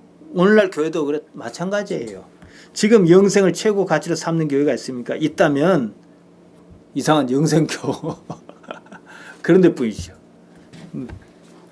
자, 다시 봅시다. 나는 부활이요 생명이니 나를 믿는 자는 죽어도 살겠고 무릇 살아서 나를 믿는 자는 영원히 죽지 아니하리니 이것을 내가 믿느냐. 무슨 뜻입니까? 나사로는 실제로 다시 살아났으니 그렇다 치고 우리에게는 무슨 뜻이란 말이에요. 나사로가 다시 살아난 것을 이제 나중에 마르다는 목격합니다. 그 마르다뿐만 아니라 어느 누구도 십자가에 달리신 예수님께서 다시 살아나실 줄 몰랐습니다. 믿지 않았습니다. 인정하지 않았어요. 믿었을 것 같았으면 다들 이제 딱 예수님께서 금요일 날 돌아가셨단 말이에요. 그럼 다들 동굴 무덤 앞에 살아날 걸 기다리고 있었어야 해요. 시간을 꼽으면서. 우리가 태풍 오면 시간 꼽잖아요. 그러니까 사흘 만이라 했으니까. 아무도 안 그랬어요.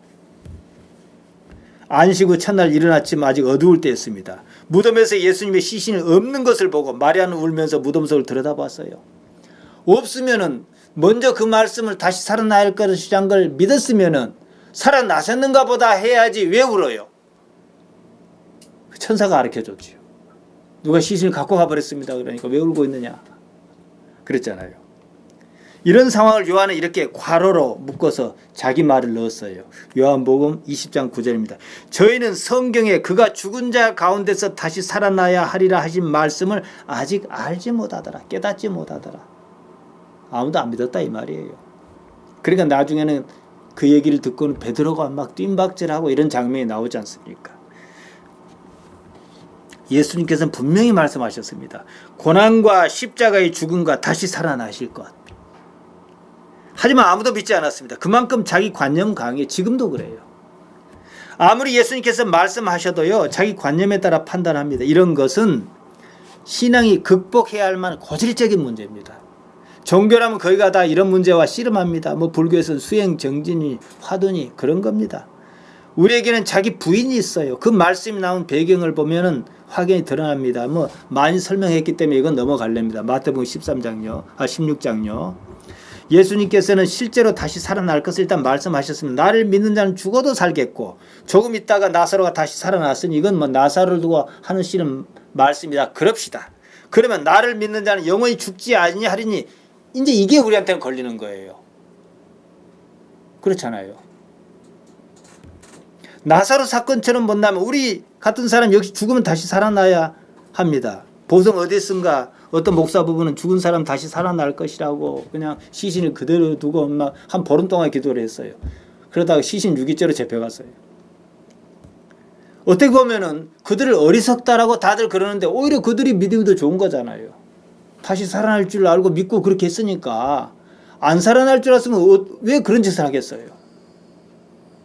그들은 믿기라도 했잖아요. 다들 그거 보면 어리석다 그래. 그럼 나는 안 믿는다 소리잖아요. 우리가 죽으면 다시 삽니까? 예수님께 말씀을 직접 들은 당사자 마르다는 어떻게 생각했냐 봅시다. 요한복음 11장 27절이에요. 그 말씀 하시니까 가로되 주여 그러하여다. 주는 그리스도시요 세상에 오시는 하나님의 아들이신 줄 내가 믿나이다. 우리 흔히 하는 답변 수준이에요. 의지가 없는 말입니다. 앞서 한 말과 비교하면 더 분명히 드러납니다. 나사로 시신이 있던 무덤에 당도했을 때 마르다는 이렇게 말했어요. 요한복음 11장 39절입니다. 예수께서 가라사대 돌을 옮겨 놓으라 하시니 그 죽은 자의 누이 마르다가 가로되 주여 죽은 지 나흘이 되었으며 벌써 냄새가 나나이다. 이게 가능하겠습니까? 거의 이 수준입니다. 아무리 생각해 봐도 다시 살아날 것 같지가 않습니다. 이 말이지요. 다만 예수님의 권위가 마르다를 압도하였기 때문에 아니라는 말은 못해요. 친구가 그렇게 말했다면은 말도 아닌 소리라 이랬을 겁니다. 아무튼 나사로는 다시 살아났으니 그렇다 칩시다. 나를 믿는 자는 죽어도 살겠고, 이제 일단 그랬어요. 나를 믿는 자는 영원히 죽지 아니하리니 이 말씀 어떻게 이해하는가 이 문제죠. 마르다가 말한 것처럼 마지막 날 모두가 부활한 날을 기다려야 한단 말입니까? 그건 아닐 겁니다. 당장 나사로가 살아나는 일이 있었으니까 말이에요. 어떻게 믿든 우리는 예수님을 믿습니다. 그러면 우리는 영원히 죽지 않아야 해요. 어떻게 생각합니까? 나사로는 죽어도 살았습니다. 그럼 아직 죽지 않은 당사자 마르다 영원히 죽지 않고 살았습니까? 그 말씀을 들었던 당사자인데 마르다와 나사로가 지금까지 살아 있습니까? 나사로는 도로 죽었어요. 그러면 무엇을 말하자는 겁니까? 지금 예수님께서는 나사로의 일을 가지고 마르다의 관념을 깨뜨리려고 하는 여러 번의 시도를 하고 계셔요. 인식의 변화를 유도하려고 여러 번 이렇게 저렇게 말씀하시는 거예요. 계속 평행선을 달리고 있습니다. 그러다가 나사로 사건이 있었어요. 복음서와 이것은 다른 정황으로 봐야 해요.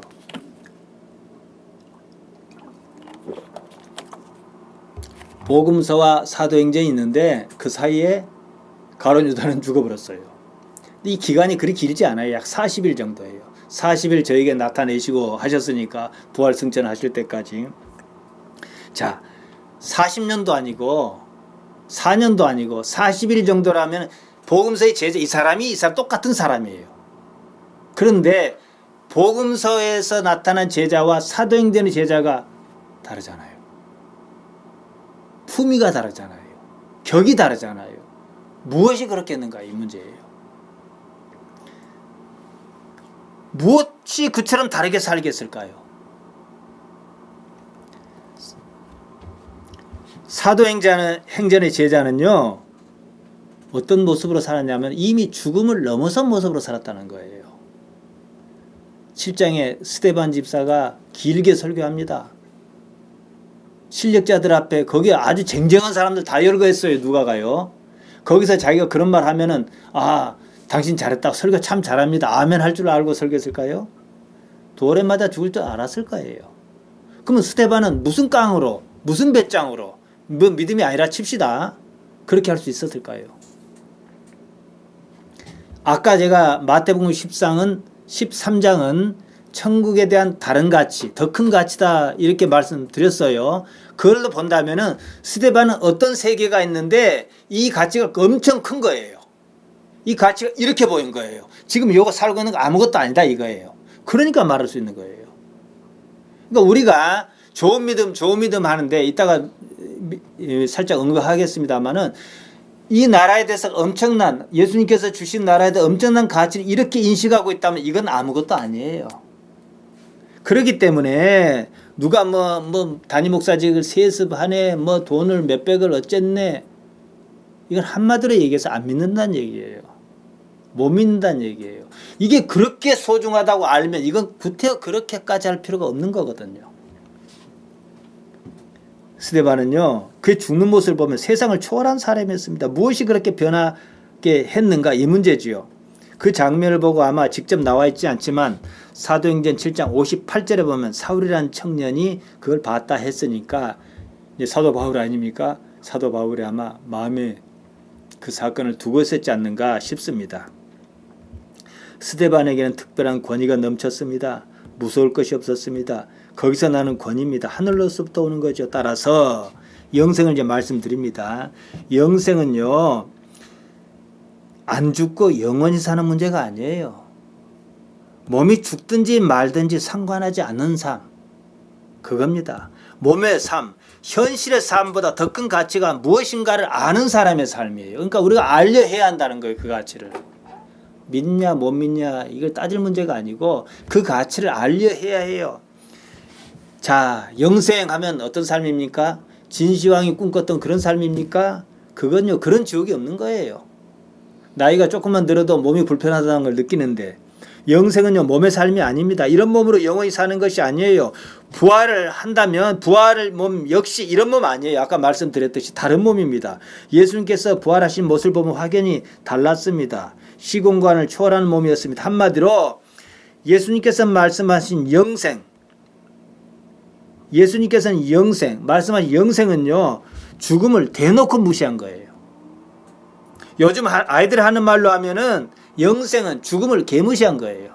개란 말은 나쁜 말 아닙니다. 앞에 붙으면 너무나 지나치게 이런 뜻도 있고 매우 이런 뜻으로 쓰입니다. 지금 담임 목사직 세습이 어쩌니 말이 많습니다. 결국 돈 문제입니다. 돈 아니면 그런 짓 안 합니다. 돈은 순전히 몸의 일이에요. 죽음을 무시할 능력이 없다 보니까 이런 문제 저런 문제가 그에게는 가치 있는 일이고 귀중한 일이고 놓을 수 없는 일이에요. 그들은 영생을 믿지 않아요. 관심도 없습니다. 알려고도 하지 않습니다. 무교에서 벗어나고자 해서 기독교를 선택했는데 결국은 돈복을 추구하는 무교신앙으로 회귀한 겁니다. 그런 사람을 아무리 탓하다 봐도 교회는 바뀌지 않습니다. 사회운동가나 사회단체가 따질 일이고 우리로서는 기독교의 본래 가치를 찾아야 합니다. 죽음이라는 말은요, 줄임말입니다. 본뒷말이 뭔지 압니까? 몸의 죽음이에요. 나의 죽음이 아니에요. 우리 기독신앙의 입문만 해도 이건 알아요. 그러니까 영생은 몸의 죽음을 개무시하는 거예요. 그럴 능력이 있는 거예요. 문제는 돈이든 단임 목사직 세습이든 모두 몸의 일이라는 것입니다. 얼핏 나라고 하는 정체는 몸인 것 같습니다. 때로는 자기가 가진 여건인 것 같습니다. 아닙니다. 그러한 것을 지켜보는 의식이 있어요. 그것입니다. 그 의식은 순수한 것이며 나의 정체입니다. 뭐 영이라 말해도 좋습니다. 왜냐 어차피 하나님을 우리가 인정하니까요. 조금 더 복잡하게 말씀드리면 그 의식을 의식하는 자가 진짜 납니다. 이것을 깨달으면 좋고 나쁨이 동절의 양면과 같다는 사실을 압니다. 이때는 어떠한 외부의 자극에도 잘못 반응하지 않습니다. 마음이 평안을 유지합니다. 하나님께서 살아계셔서 지키시는 것을 알기 때문입니다. 신앙은 결국 몸의 죽음을 어떻게 이해할 것이냐 이 문제입니다. 어떻게든 죽음을 뛰어넘고 싶습니다. 무엇입니까? 영생. 영생을 아는가 그 말입니다. 예수님께서 요한복음 17장 3절에서 영생을 이렇게 말씀하셨습니다. 이건 종교적 어법인데 어쨌든 이렇게 말씀하셨어요. 영생은 유일하신 참 하나님과 그의 보내신 자 예수 그리스도를 아는 것입니다. 이걸 사람들이 이해할까요? 제가 교만해서 하는 말씀이 아니고 대충은 이해를 해요. 근데 현실적으로 이해할까요? 아무튼 우리 신앙의 핵심은 영생인데요. 영원한 생명인데요. 여기서 알단 말 기노스코입니다. 히브리어 야담은 자주 언급합니다. 창세기 4장 1절에 보면 아담이 그 안에 하와와 동침함에 하와가 잉태하여 가인을 낳고 하와와 동침함에 야다. 신약성기 기노스코. 남녀 관계를 말합니다. 우리가 남자가 여자를 알고 여자가 남자를 안다 그런 의미. 그러니까 체득을 말하는 거예요. 그러니까 우리가 알다는 말보다 훨씬 깊은 의미라는 뜻이지요. 천사 가브리엘이 요셉과 혼인을 약속한 마리아에게 나타났습니다. 결혼도 하지 않은 여자에게 아들을 낳을 것이라 그랬습니다. 마리아는 이해할 수가 없는 거예요. 그래서 누가복음 1장 34절에서 말합니다. 마리아가 천사에게 말하되 나는 사내를 알지 못하니 어찌 이 일이 있으리까? 사내를 알지 못하니 무슨 말입니까? 남자와 관계를 한 적이 없는데 임신이라니요. 그 말이지요. 기노스코입니다. 깊은 관계를 말하죠. 그러니까 영생은 하나님을 알고 그의 보내신 자 예수님을 안다는 말인데 영생은 하나님을 깊이 아는 하나님과의 깊은 관계를 말합니다. 하나님을 어떻게 몸소할 것이냐 이 문제입니다. 이를 위해서 예수님을 아는 일, 말씀을 육신으로 깨닫는 일이 반드시 필요하다는 거예요. 영생을 아는 기노스코하는 건데요. 하나님을 알고 예수님을 아는 일입니다. 깊은 관계는요. 나와 너의 구분이 없습니다. 무엇이 그러니까 사랑이라 말이죠. 그래서 성경의 최고 가치는 사실 사랑이에요. 하나님은 사랑이시라. 깊은 관계란 얘기죠. 사람의 삶에도 그런 관계가 있지 않습니까? 사랑 관계인데요. 영생은 하나님이라고 말하는 존재와 지속적인 관계를 어떻게 맺느냐 이 문제예요. 그러니까 몸이 죽어도 관계는 계속 유지하잖아요. 몸의 삶에서 하나님을 알아가지고 몸의 죽음과 상관없이 관계를 계속 알잖아요. 근데 하나님의 관계라는 것이 워낙 강력하다 보니까 돌이 날라와도 안 무서운 거예요. 영생하고 있다는 얘기지. 몸의 죽음이 다가 아니에요. 어차피 우리는 몸의 삶을 얘기 안 하잖아요. 몸의 삶의 복이란 것은 세메이온으로서는 필요해요. 능력이니 기적이니. 이 얘기죠, 지금. 여러분 지금 딱 이 순간 몸의 삶을 초월하신 거예요. 이해는 하니까 일단. 인생에서 하나님을 압니다. 하나님과 견주어 삽니다. 하나님과 끈끈하고 깊은 관계를 맺습니다. 믿음은요. 그러한 과정에서 생기는 거예요. 하나님을 신뢰하는 거예요. 믿습니다가 아니에요. 믿을 수밖에 없는 거예요. 좀 나쁜 일이 닥치면은 싫은 건 사실이에요. 힘드니까 하나님 저 힘들어요. 말은 애들 앞에 당당하게 얘기했지만 사실 저 힘들어요. 말할 수 있어요. 그런데 하나님께서 직접적으로 감정적 시그널을 주시든지 아니면 환경으로 바꿔주시든지 이런 경험은 어쨌든 땅의 일이에요. 그걸 통해 가지고 어떻게 해요? 뭐가 성장해 가는 거예요? 뭐가 성장해? 신뢰, 피스티스, 믿음이 성장해요. 어떤 분량으로요? 무슨 일이 닥쳐도 이건 다가 아니구나. 이건 과정일 뿐이구나. 과정일 뿐이구나. 이렇게 성장하는 거죠. 성경이 말하는 믿음은 그겁니다. 바로 그러한 때예요. 나의 의지는 사라지고 하나님의 의지만 남습니다. 그래서 예수님께서 포도나무 비유하실 땐 내가 하나님 안에, 하나님께서 내 안에, 너희가 내 안에, 내가 너희 안에 이 말씀하신 거예요. 임마누엘. 예수님의 오심 자체가 하나님께 함께 하신다는 거예요. 임마누엘. 그러니까 이걸 이해하면은 이미 영생하는 거예요. 이러면은 이 삶에 대한 부담이 그만큼 줄어들어요. 과정일 뿐이고, 하나님께서 이 일을 통해서, 지금 우리가 있는 이 일을 통해서도 마찬가지. 아까 제가 차 타고 오면서 제 아내에게 얘기했어요. 이게 촛불 집회하고 똑같은 거다 그랬어요. 촛불 들 때 우리가 어떻게 했어요? 촛불을 든다고 대통령이 내려올까요? 물론 결과는 그렇게 됐습니다만 똑같은 거예요. 왜냐? 그때 내가 뭐라 답했습니까? 안 내려와도 들어야 한다. 옳으니까. 하나님을 신뢰한다면 더욱 그렇다. 이게 하나님의 정의는 이런 겁니다. 우리가 이 자리에서 하나님 빼면은 아무런 의미 없는 짓 하고 있어요. 자, 온전한 분량에 이르렀어요. 하나님과 관계가, 사랑 관계가. 그러면 나는 이제 더 이상 나로 있지 않아요. 그게 영성입니다. 지금 이 마당인데 우리가 여기까지 같이 의식이 올라왔다 치면 이 마당에 내가 무엇을 하겠어요? 의미가 없어요. 하나님 말고는. 그러다 어느 날 내가 죽어요. 나는 죽음을 지켜볼 겁니다. 그랬을 때 참 수고했다. 그동안 나를 태워다 줘서 고맙다 하고 말 거잖아요. 이미 영생한 거지요. 그러면 자기 가치관이 땅에서 일로 이동했을 때 어떤 변화가 일어날까? 이 문제거든요. 바울도 그것을 말했습니다. 갈라디아 2장 20절 목사 고시볼 항상 나오는데 이걸 되게 핵심을 비껴나서 이해를 해요. 내가 그리스도와 함께 십자가에 못 박혔나니 그런즉 이제는 내가 산 것이 아니요 오직 내 안에 그리스도께서 사신 것이라. 이제 내가 육체 가운데 사는 것은 나를 사랑하사 나를 위하여 자기 몸을 버리신 하나님의 아들을 믿는 믿음 안에 사는 것이라. 이러면은 바울의 좋은 믿음, 고난 이렇게 말한다고. 그게 아니에요. 여기서 핵심은요, 이제는 내가 산 것이 아니다는 거예요. 이게 핵심이에요. 이해합시다. 지금 여러분이 제 말 드리는 말씀을 이해하셨다면은 충분히 이해할 거예요. 이제 내가 산 건 아니다 이거야. 내 삶은 어떤 과정일 뿐이에요. 그러니까 자기가 죽을 줄 알고 로마로 갔던 거예요. 중요하지 않거든. 왜냐? 하나님의 관계, 하나님과 관계라는 것이 정말로 소중하거든요.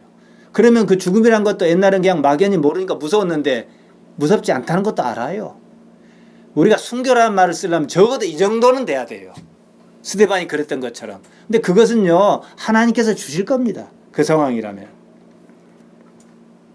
우리가 흔히 하지만 나는 이제 가장으로서 자녀가, 네 자녀가 있지 않습니까?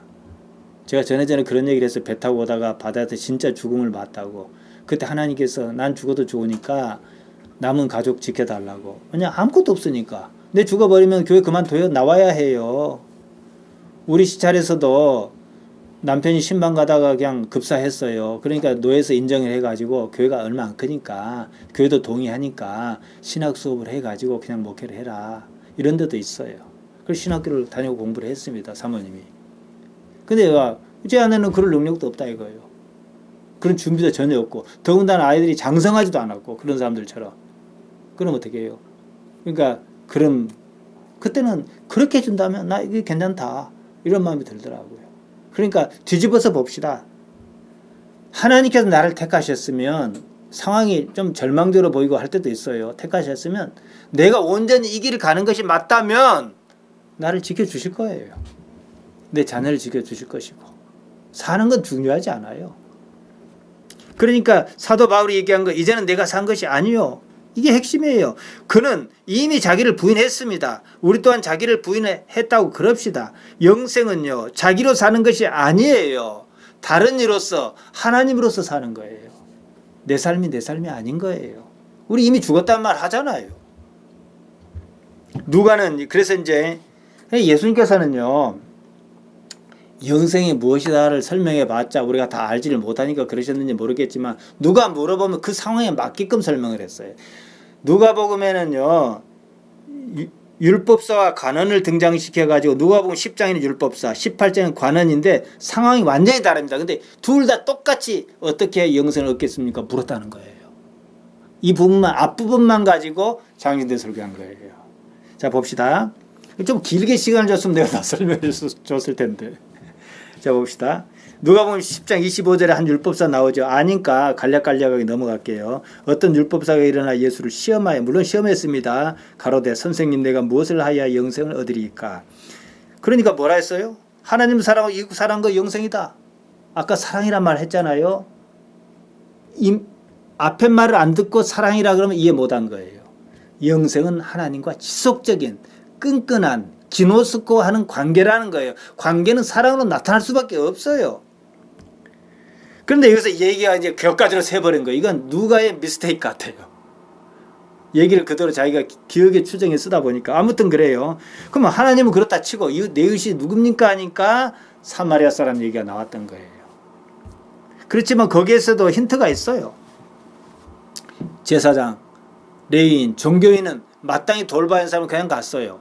그런데 우리식으로 얘기하면 교인도 아닌 사마리아 사람이 돌봤다 그러면 누가 이웃이냐 이렇게 얘기가 나와지요.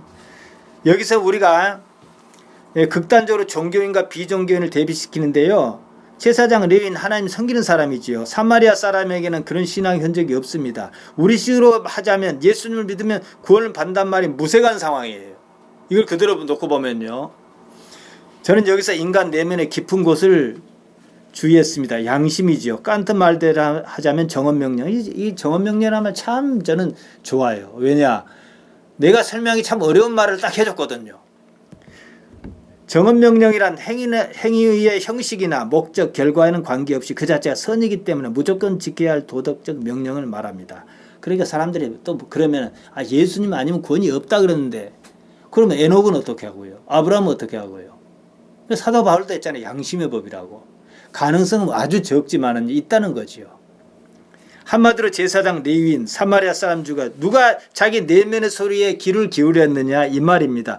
양심이든 정언명령이든 그것은 결국은요 사랑으로 나타날 수밖에 없는 거예요. 이것이 바로 이것이 양심이든 정언명령 이것이 하나님과의 관계 끈 마지막 놓을 수 없는 마지막 끈일 수는 있다는 얘기죠.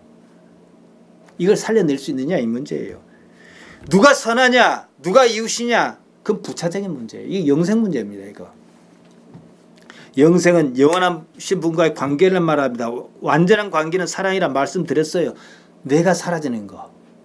너와 내가 구분이 없는 거죠. 복음은 그걸 말합니다. 사랑이란 말은 어차피 관념이에요. 실천적인 면에서 보자면 영생은요. 지금 그 일을 하는 것이다. 제가 그렇게 정의를 했어요. 저도 이거 고민 많이 한 거거든요. 사람이라면 마땅히 하여야 할 그 일을 하는 것입니다. 사격 선수가 있지 않습니까? 우리 아이가 무슨 말을 대화라도 그런 얘기를 해주더라고. 요새 그 공기총 사격 같은 경우는 하면은 사실 뭐 운동이겠어요. 요만한 나발 싸는 건데 어떻게 자세가 흔들리지 않냐 이 문제인데 아무튼 사격 선수가 격발을 하면요. 누가 잘하느냐 호흡이 멎어요. 좀 더 나가면 의식도 멎어요. 그 상태에서 방아쇠만 당긴다 그래요. 무슨 말입니까? 조건이나 목적이나 의도가 멎어야 한다는 거예요. 근데 우리 기독신앙에는 강력한 목적의식이 있어요. 그건 안 되는 거예요. 다 사라져야 해요. 나조차도요. 그냥 하는 거예요. 그래서 제가 여기에 가장 걸맞는 말을 하나 명명한 게 있어요. doing이란 말 쓴 거예요.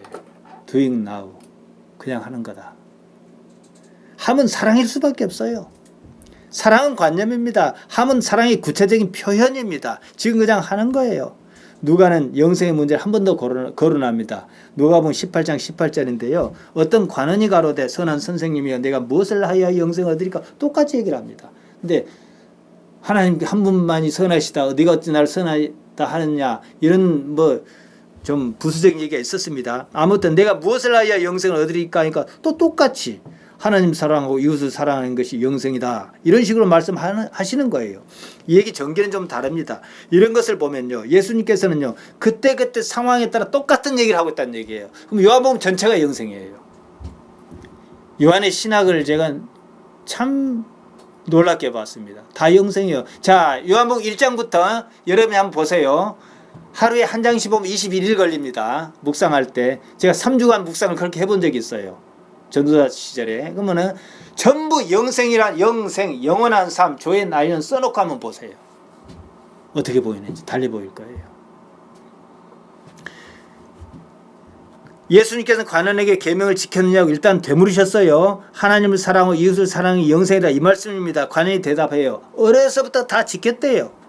그랬더니 누가복음 18장 22절에 이렇게 말합니다. 예수님께서 이 말을 들으시고 이르시되 내가 오히려 한 가지 부족한 것이 있으니 내게 있는 것을 다 팔아 돈이지요. 가난한 자에게 나눠주라. 그리하면 하늘에서 보화가 내게 있으리라. 그리고 와서 나를 좇으라.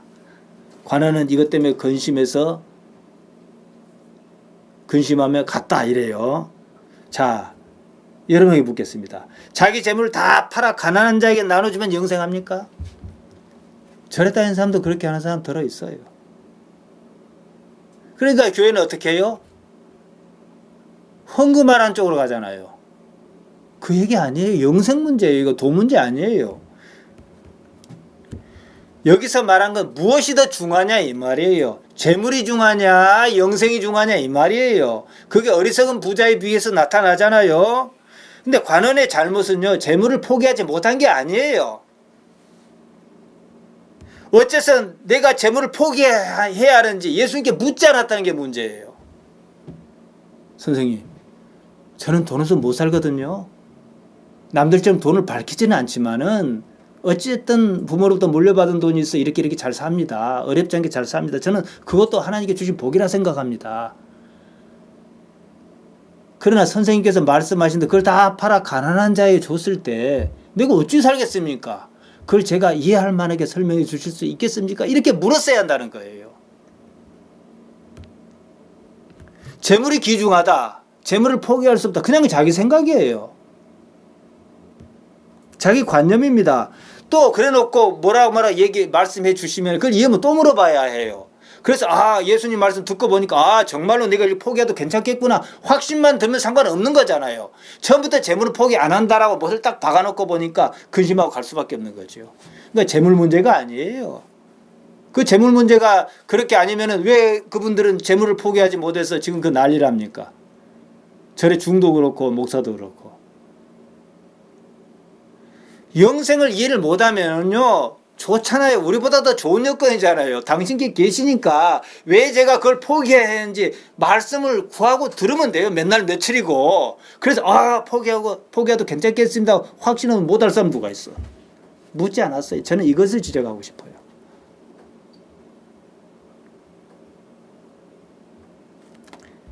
지금 교회는요 안타깝지만 영생에 관심이 없습니다. 강단은 강단대로, 회중은 회중대로 연불보다는 제밥에 관심이 더 많습니다.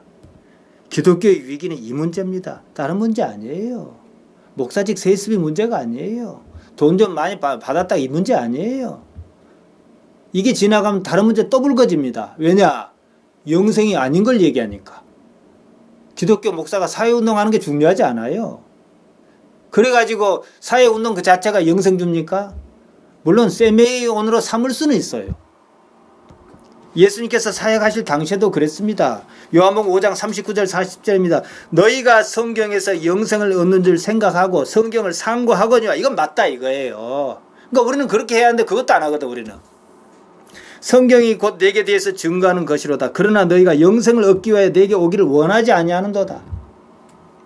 그들은 영생을 얻겠다고 성경을 상고했습니다. 하지만 예수님께 나오지 않았습니다. 우리 식으로 한다면 예수님 믿는다고 교회를 갑니다. 정작 영생에는 관심이 없어요. 이 문제는 여기서 그치지 않습니다. 영생에 관심이 없다 보니까 그 자리를 다른 욕망이 차지한다는 겁니다. 돈 문제, 성범죄 문제, 단임 목사직 세습 문제 모두가 그 문제에 다 좋습니다. 그것이 영원한 생명과는 무슨 관련이 있다는지 이것에 스스로가 답을 내놔야 할 것입니다. 돈이 정말로 영원한 생명과 관계가 있다면 난 할 말 없어요. 성범죄가 영원한 생명과 관계가 있다면 난 말 못하겠어요. 자, 그러면은 가장 다 돈 문제거든요. 돈 문제 아니면 이런 문제 안 생깁니다. 그러면 돈이란 무엇인가를 조금 생각을 해야 해요. 그래서 제가 언젠가 먹고 살만 하다면 이런 제목으로 설교한 적이 있어요. 자, 돈이란 거 간단히 이제 이거 마지막에 간단히 설명하고 마칠게요. 돈이 뭡니까? 먹고 사는데 필요한 것이에요. 필요한 것이에요. 그렇다고 돈이 영생을 보장하지는 않아요. 우리가 잘 아는데 어리석은 부자 얘기도 나오고 조금 전에 말씀드린 부자 관원 얘기도 나오죠. 그래서 돈에 대한 예수님의 지침을 봐야 해요. 마태복음 6장 31절 32절입니다. 그러므로 염려하여 이르기를 무엇을 먹을까 무엇을 마실까 무엇을 입을까 하지 말아요. 돈 있어야 먹든지 마시든지 할 거 아니겠습니까? 이는 다 이방인이 구하는 것이라 너희 천부께서 하늘아버지께서 이 모든 것이 너희에게 있어야 할 줄 아시느니라. 돈이란 뭐냐? 먹고 살게는 해주시겠다 이 말이에요. 우리는 이것을 세메이온으로 반드시 경험해야 합니다. 다 내려놓고 내가 예수님 제대로 믿으면 우리 관념적인 거 말고 예수님의 가치를 따르면 어떻게든 먹고 살게는 해주신다는 얘기예요. 그러면 그 다음 무엇을 추구할래? 이 말이에요. 뭘 추구해요? 마태복음 6장 33절이죠. 너희는 먼저 그의 나라와 그의 의를 구하라. 그리하면 이 모든 것을 너희에게 더하시리라. 그의 나라, 하나님의 나라, 하나님의 살아계심, 그의 의, 하나님의 정의지요. 하나님의 정의를 구하라는 말씀. 이는 하나님 안에 온전하게 들어갔을 때 실감할 수 있는 거죠. 이 세상은 불공평해요. 그렇지만은 여기에 대해서 크게 불만족을 안 느낀 사람 딱 한 사람, 한 종류 사람밖에 없습니다. 하나님께서 살아계신다는 사실을 아는 사람. 부자도 그럴만 하니까 부하게 해주셨겠지. 다 그럴만 하니까 그래 하셨겠지. 불만이 없어요. 하박국의 노래가 뭡니까? 하박국 불만 많았던 사람이거든요. 사회정의에 대해서. 그 얘기죠. 결론적으로 이렇게 말씀하셨습니다. 이건 세트로 같이 봐야 해요. 마태복음 6장 34절. 그러므로 내일 일을 위하여 염려하지 말라. 내일 일은 내일 염려할 것이 한날 괴로움 그날의 족하니라. 지금은 내일 일 염려할 때가 아니다 이 말이에요. 지금 어쩔 때 하나님의 나라와 하나님의 의를 구할 때다 이거야. 하나님의 살아계심을 실감할 때다 이거야. 하나님의 살아계심을 지속적으로 실감한 게 뭐예요? 영생이다 이거죠. 염려는 하더라도 내일이 할 것이다. 그러니 너는 지금 무엇을 할 것인지 생각하라 이겁니다. 지금 무엇을 해야 하겠습니까? 하나님을 현실적인 존재로 생각하느냐, 하나님을 지속적으로 추구하느냐 이겁니다. 모든 일에는 하나님께서 관계하에 계실 것입니다. 내 마음에 들 수도 있고 안 들 수도 있어요. 그렇기 때문에 이 가슴에서 하나님을 떠나서는 안 돼요. 잊어서는 안 돼요. 어떤 일이든 하나님을 생각해야 해요. 무조건 모든 일이든 병적으로라도 생각해야 해요. 어떤 좋은 일이 있으면 하나님께서 내게 이런 일이 이해할 수 없는 일이 생기면 하나님께서 다른 길을 어떻게 주시겠지. 뭔 의미가 있겠지. 하나님과 관계져야 해요.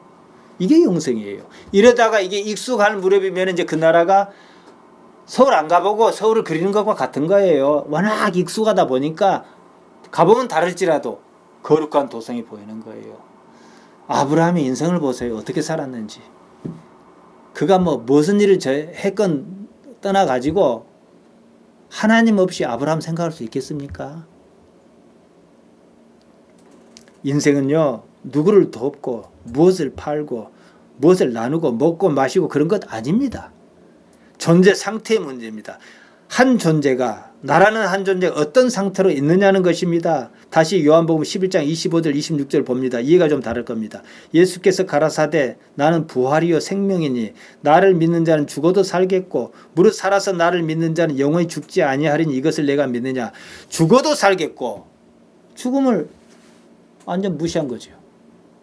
살 사람에게 죽음이 뭔 소용 상관이 있어요. 나사로 사건은 이걸 보여주신 거예요. 죽으면 아무것도 아니다. 이거 보여주신 거예요. 예수님께서는 대놓고 죽음을 무시하셨습니다. 한마디로 몸의 죽음을 대놓고 무시하신 것입니다.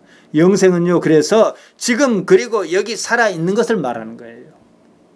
하나님과 관계 속에서 말이죠.